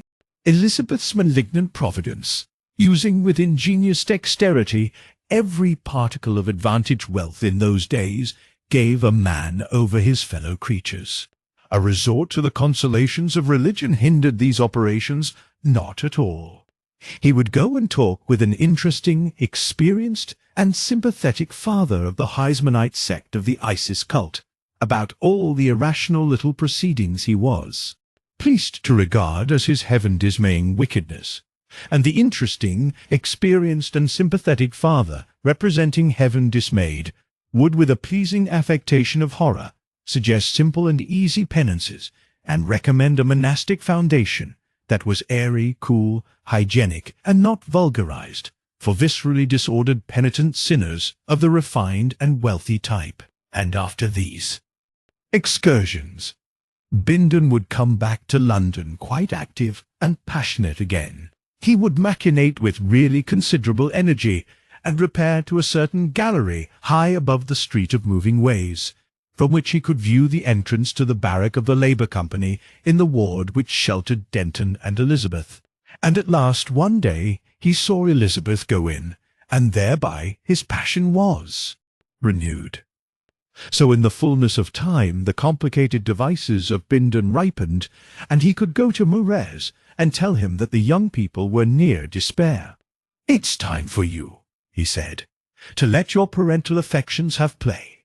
She's been in blue canvas some months, and they've been cooped together in one of those Labour dens, and the little girl is dead. She knows now what his manhood is worth to her, by way of protection, poor girl. She'll see things now in a clearer light. You go to her.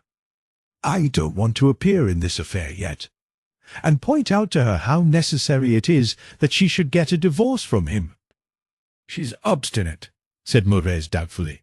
"Spirit," said Bindon. "She's a wonderful girl. A wonderful girl. She'll refuse. Of course she will. But leave it open to her. Leave it open to her. And some day, in that stuffy den, in that irksome, toilsome life, they can't help it. They'll have a quarrel. And then—" Mures meditated over the matter, and did as he was told. Then Bindon, as he had arranged with his spiritual adviser, went into retreat. The retreat of the Heismanite sect was a beautiful place, with the sweetest air in London, lit by natural sunlight, and with restful quadrangles of real grass open to the sky, where at the same time the penitent man of pleasure might enjoy all the pleasures of loafing and all the satisfaction of distinguished austerity, and, save for participation in the simple and wholesome dietary of the place, and in certain magnificent chants, Bindon spent all his time in meditation upon the theme of Elizabeth, and the extreme purification his soul had undergone since he first saw her, and whether he would be able to get a dispensation to marry her from the experienced and sympathetic father in spite of the approaching sin of her divorce. And then Bindon would lean against a pillar of the quadrangle and lapse into reveries on the superiority of virtuous love to any other form of indulgence. A curious feeling in his back and chest that was trying to attract his attention, a disposition to be hot or shiver, a general sense of ill health and cutaneous discomfort he did his best to ignore. All that, of course, belonged to the old life that he was shaking off. When he came out of retreat, he went at once to Mures to ask for news of Elizabeth. Mures was clearly under the impression that he was an exemplary father, profoundly touched about the heart by his child's unhappiness. "She was pale," he said, greatly moved. "She was pale. When I asked her to come away and leave him, and be happy, she put her head down upon the table." Mures sniffed and cried. His agitation was so great that he could say no more. "Ah!" said Bindon, respecting this manly grief. "Oh!" said Bindon quite suddenly, with his hand to his side. Mures looked up sharply out of the pit of his sorrows, startled. "What's the matter?" he asked, visibly concerned. "A most violent pain. Excuse me, you were telling me about Elizabeth." And Mures, after a decent solicitude for Bindon's pain, proceeded with his report. It was even unexpectedly hopeful. Elizabeth, in her first emotion at discovering that her father had not absolutely deserted her, had been frank with him about her sorrows and disgusts. "Yes," said Bindon magnificently, "I shall have her yet." And then that novel pain twitched him for the second time. For these lower pains the priest was comparatively ineffectual, inclining rather to regard the body and them as mental illusions amenable to contemplation. So Bindon took it to a man of a class he loathed, a medical man of extraordinary repute and incivility. "We must go all over you," said the medical man, and did so with the most disgusting frankness. "Did you ever bring any children into the world?" asked this gross materialist among other impertinent questions. "Not that I know of," said Bindon, too amazed to stand upon his dignity. "Ah," said the medical man, and proceeded with his punching and sounding. Medical science in those days was just reaching the beginnings of precision. "You'd better go right away," said the medical man, "and make the euthanasia. The sooner the better." Bindon gasped. He had been trying not to understand the technical explanations and anticipations in which the medical man had indulged. "I say," he said, "but do you mean to say your science?" "Nothing," said the medical man. "A few opiates. The thing is your own doing, you know, to a certain extent. I was sorely tempted in my youth. It's not that so much, but you come of a bad stock. Even if you'd have taken precautions, you'd have had bad times to wind up with.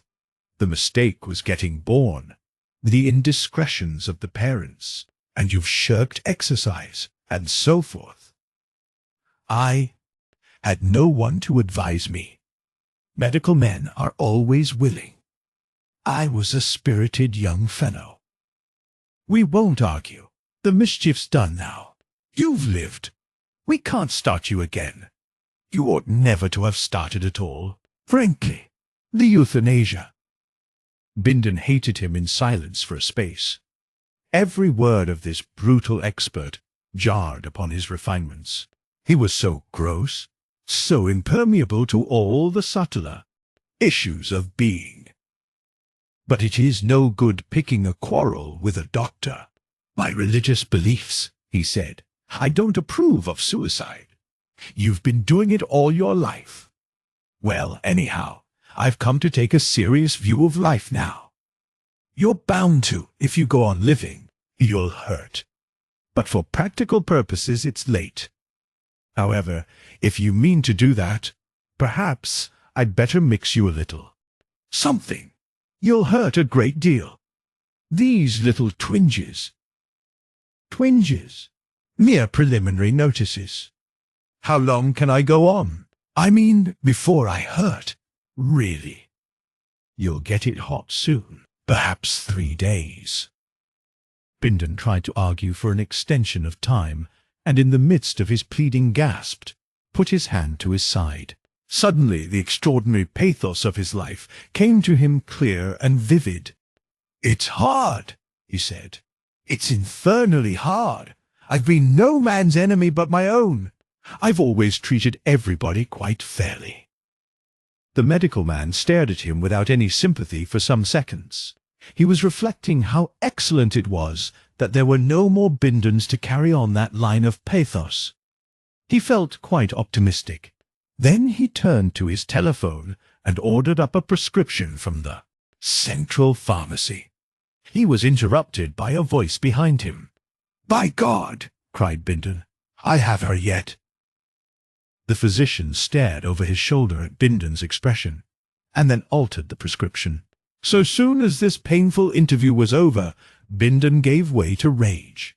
He settled that the medical man was not only an unsympathetic brute, and wanting in the first beginnings of a gentleman, but also highly incompetent, and he went off to 4 other practitioners in succession, with a view to the establishment of this intuition. But to guard against surprises, he kept that little prescription in his pocket. With each, he began by expressing his grave doubts of the first doctor's intelligence, honesty, and professional knowledge, and then stated his symptoms, suppressing only a few more. material facts in each case. These were always subsequently elicited by the doctor. In spite of the welcome depreciation of another practitioner, none of these eminent specialists would give Bindon any hope of eluding the anguish and helplessness that loomed now close upon him. To the last of them, he unburthened his mind of an accumulated disgust with medical science. "After centuries and centuries," he exclaimed hotly, "and you can do nothing except admit your helplessness. I say save me. And what do you do?" "No doubt it's hard on you," said the doctor, "but you should have taken precautions." "How was I to know?" "It wasn't our place to run after you," said the medical man, picking a thread of cotton from his purple sleeve. "Why should we save you in particular? You see, from one point of view, people with imaginations and passions like yours have to go. They have to go. Die out? It's an eddy." He was a young man with a serene face. He smiled at Bindon. "We get on with research, you know. We give advice when people have the sense to ask for it. And we bide our time." "Bide your time?" "We hardly know enough yet to take over the management, you." "No." "The management?" "You needn't be anxious. Science is young yet. It's got to keep on growing for a few generations. We know enough now to know we don't know enough yet. But the time is coming, all the same. You won't see the time. But between ourselves, you rich men and party bosses, with your natural play of the passions and patriotism and religion and so forth, have made rather a mess of things, haven't you? These underways, and all that sort of thing. Some of us have a sort of fancy that in time we may know enough to take over a little more than the ventilation and drains. Knowledge keeps on piling up, you know. It keeps on growing. And there's not the slightest hurry for a generation or so. Someday, men will live in a different way." He looked at Bindon and meditated. "There'll be a lot of dying out before that day can come." Bindon attempted to point out to this young man how silly and irrelevant such talk was to a sick man like himself, how impertinent and uncivil it was to him, an older man occupying a position in the official world of extraordinary power and influence. He insisted that a doctor was paid to cure people. He laid great stress on paid, and had no business to glance even for a moment at those other questions. "But we do," said the young man, insisting upon facts, and Bindon lost his temper.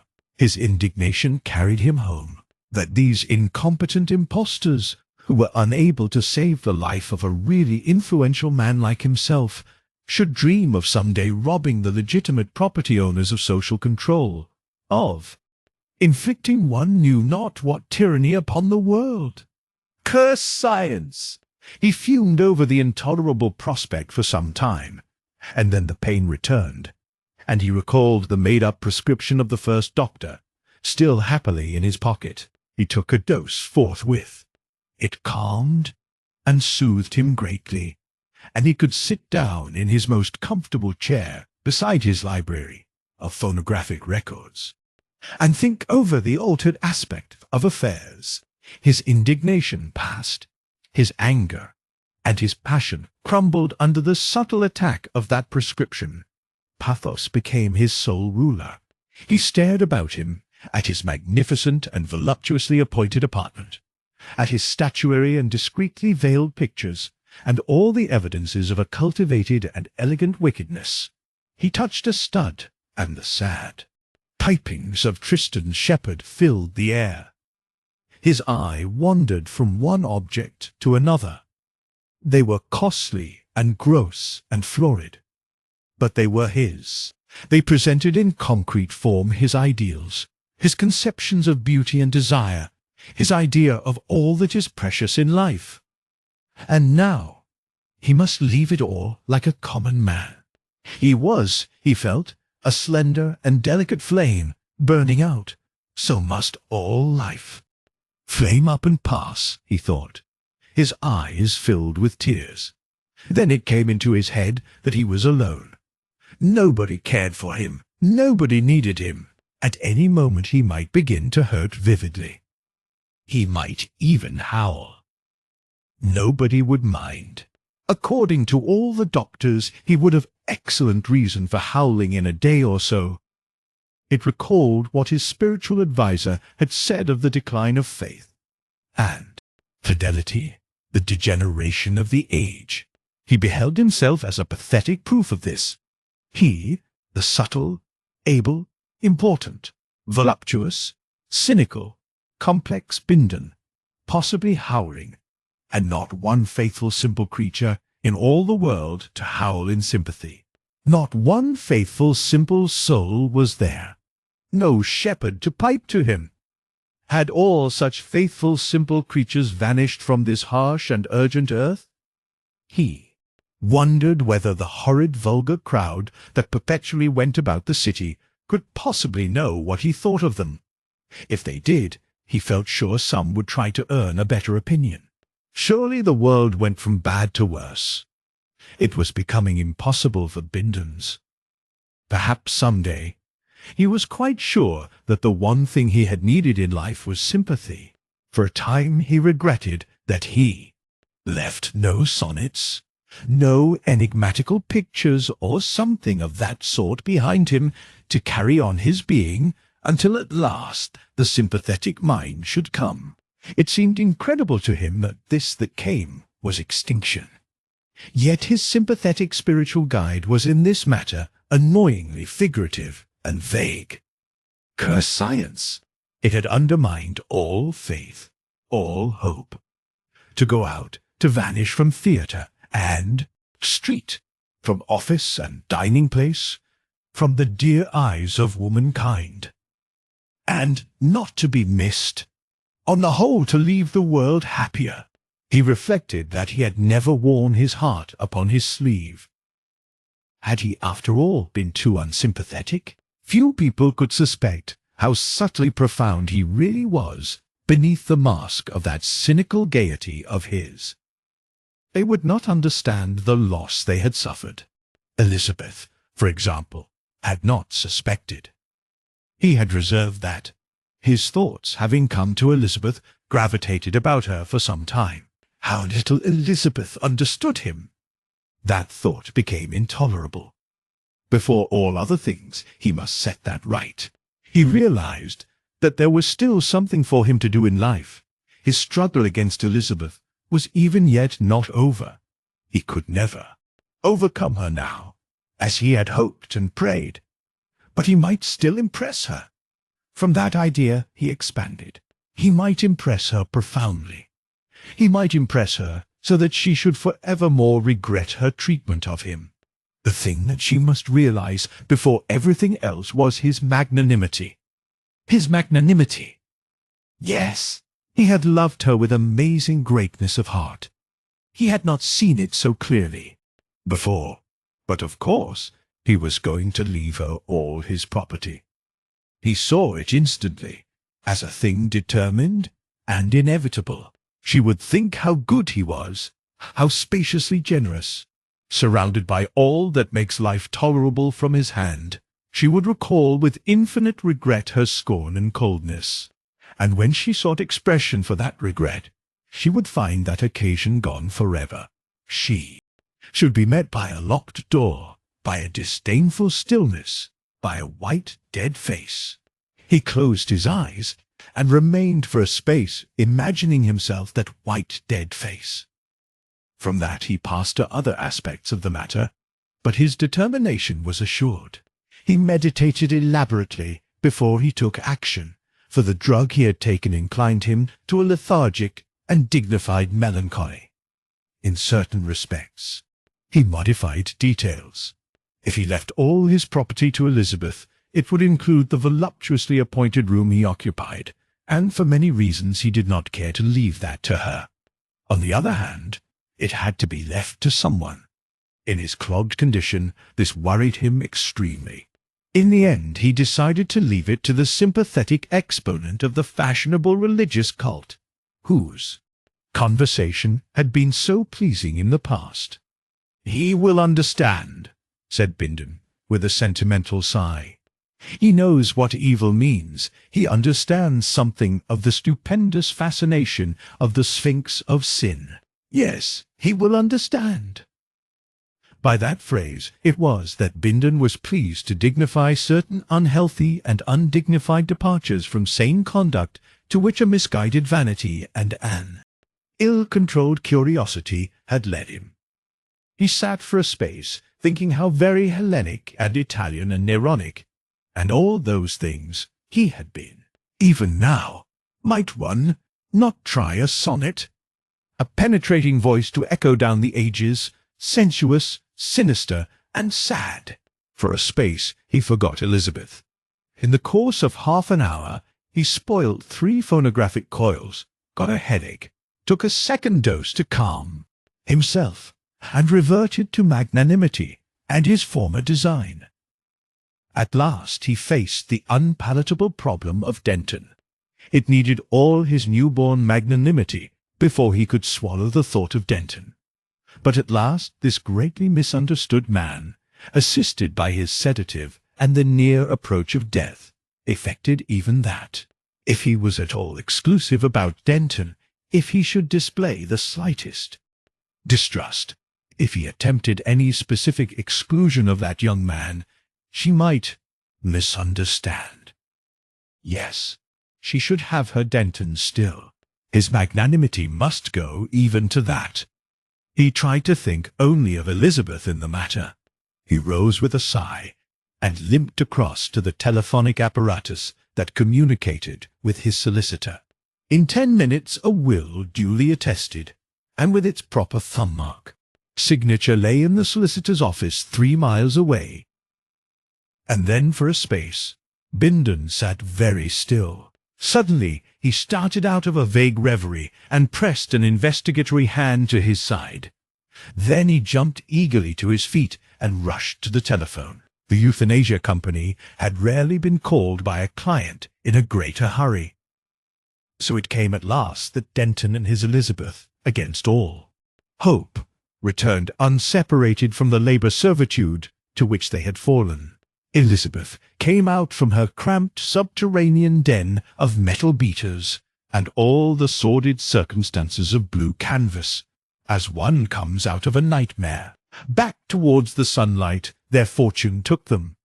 Once the bequest was known to them, the bare thought of another day's hammering became intolerable.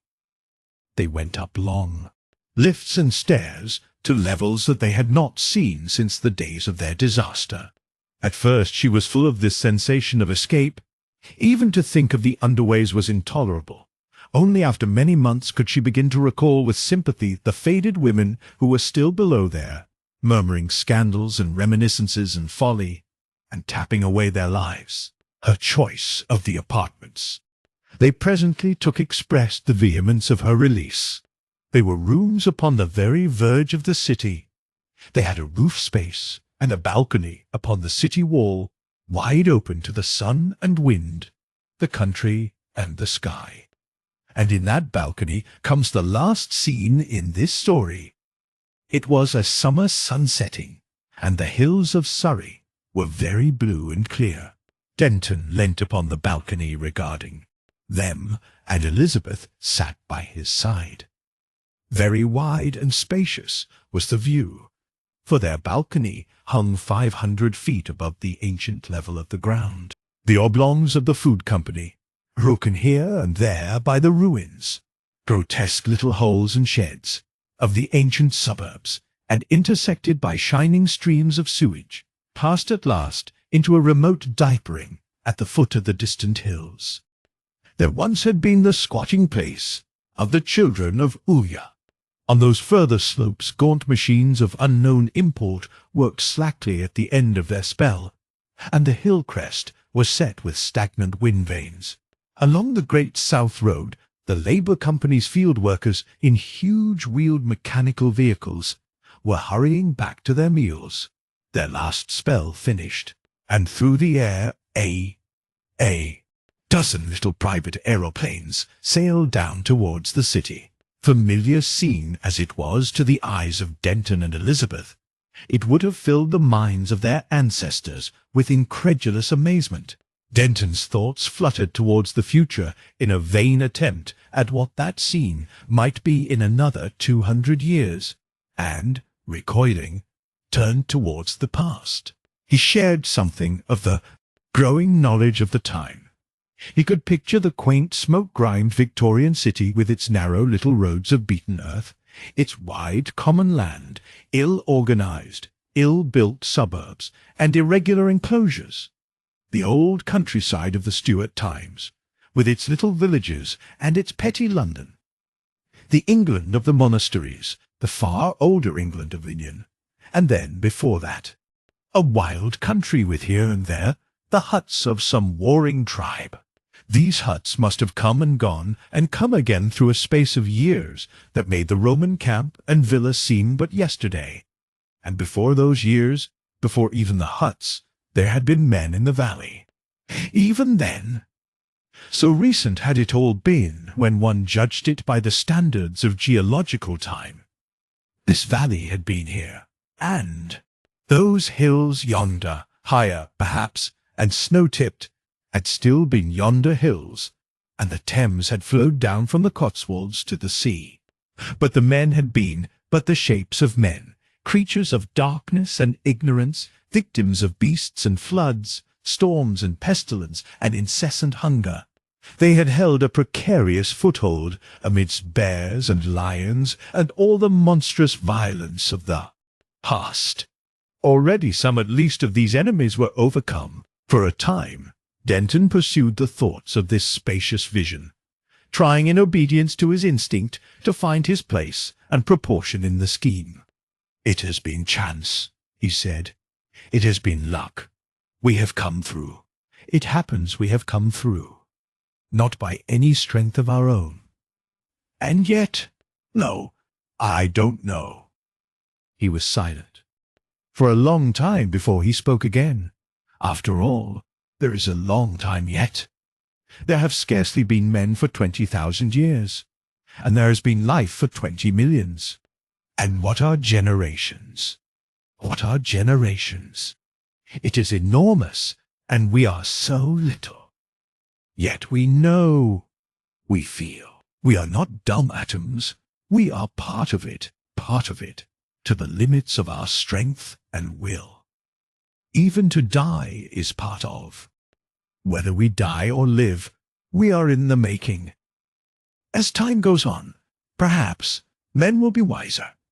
Wiser, wiser, wiser, wiser. Will they ever understand? He became silent again. Elizabeth said nothing to these things, but she regarded his dreaming face with infinite affection. Her mind was not very active that evening. A great contentment possessed her. After a time, she laid a gentle hand on his beside her. He fondled it softly, still looking out upon the spacious, gold-woven view. So they sat as the sun went down, until presently Elizabeth shivered. Denton recalled himself abruptly from these spacious issues of his leisure, and went in to fetch her a shawl. Here the story comes to an end. If you enjoy quality English audiobooks uploaded regularly, be sure to subscribe to Driven to Win Audiobook. From timeless classics to modern masterpieces, you'll find them all here. Thank you for listening to Driven to Win Audiobook.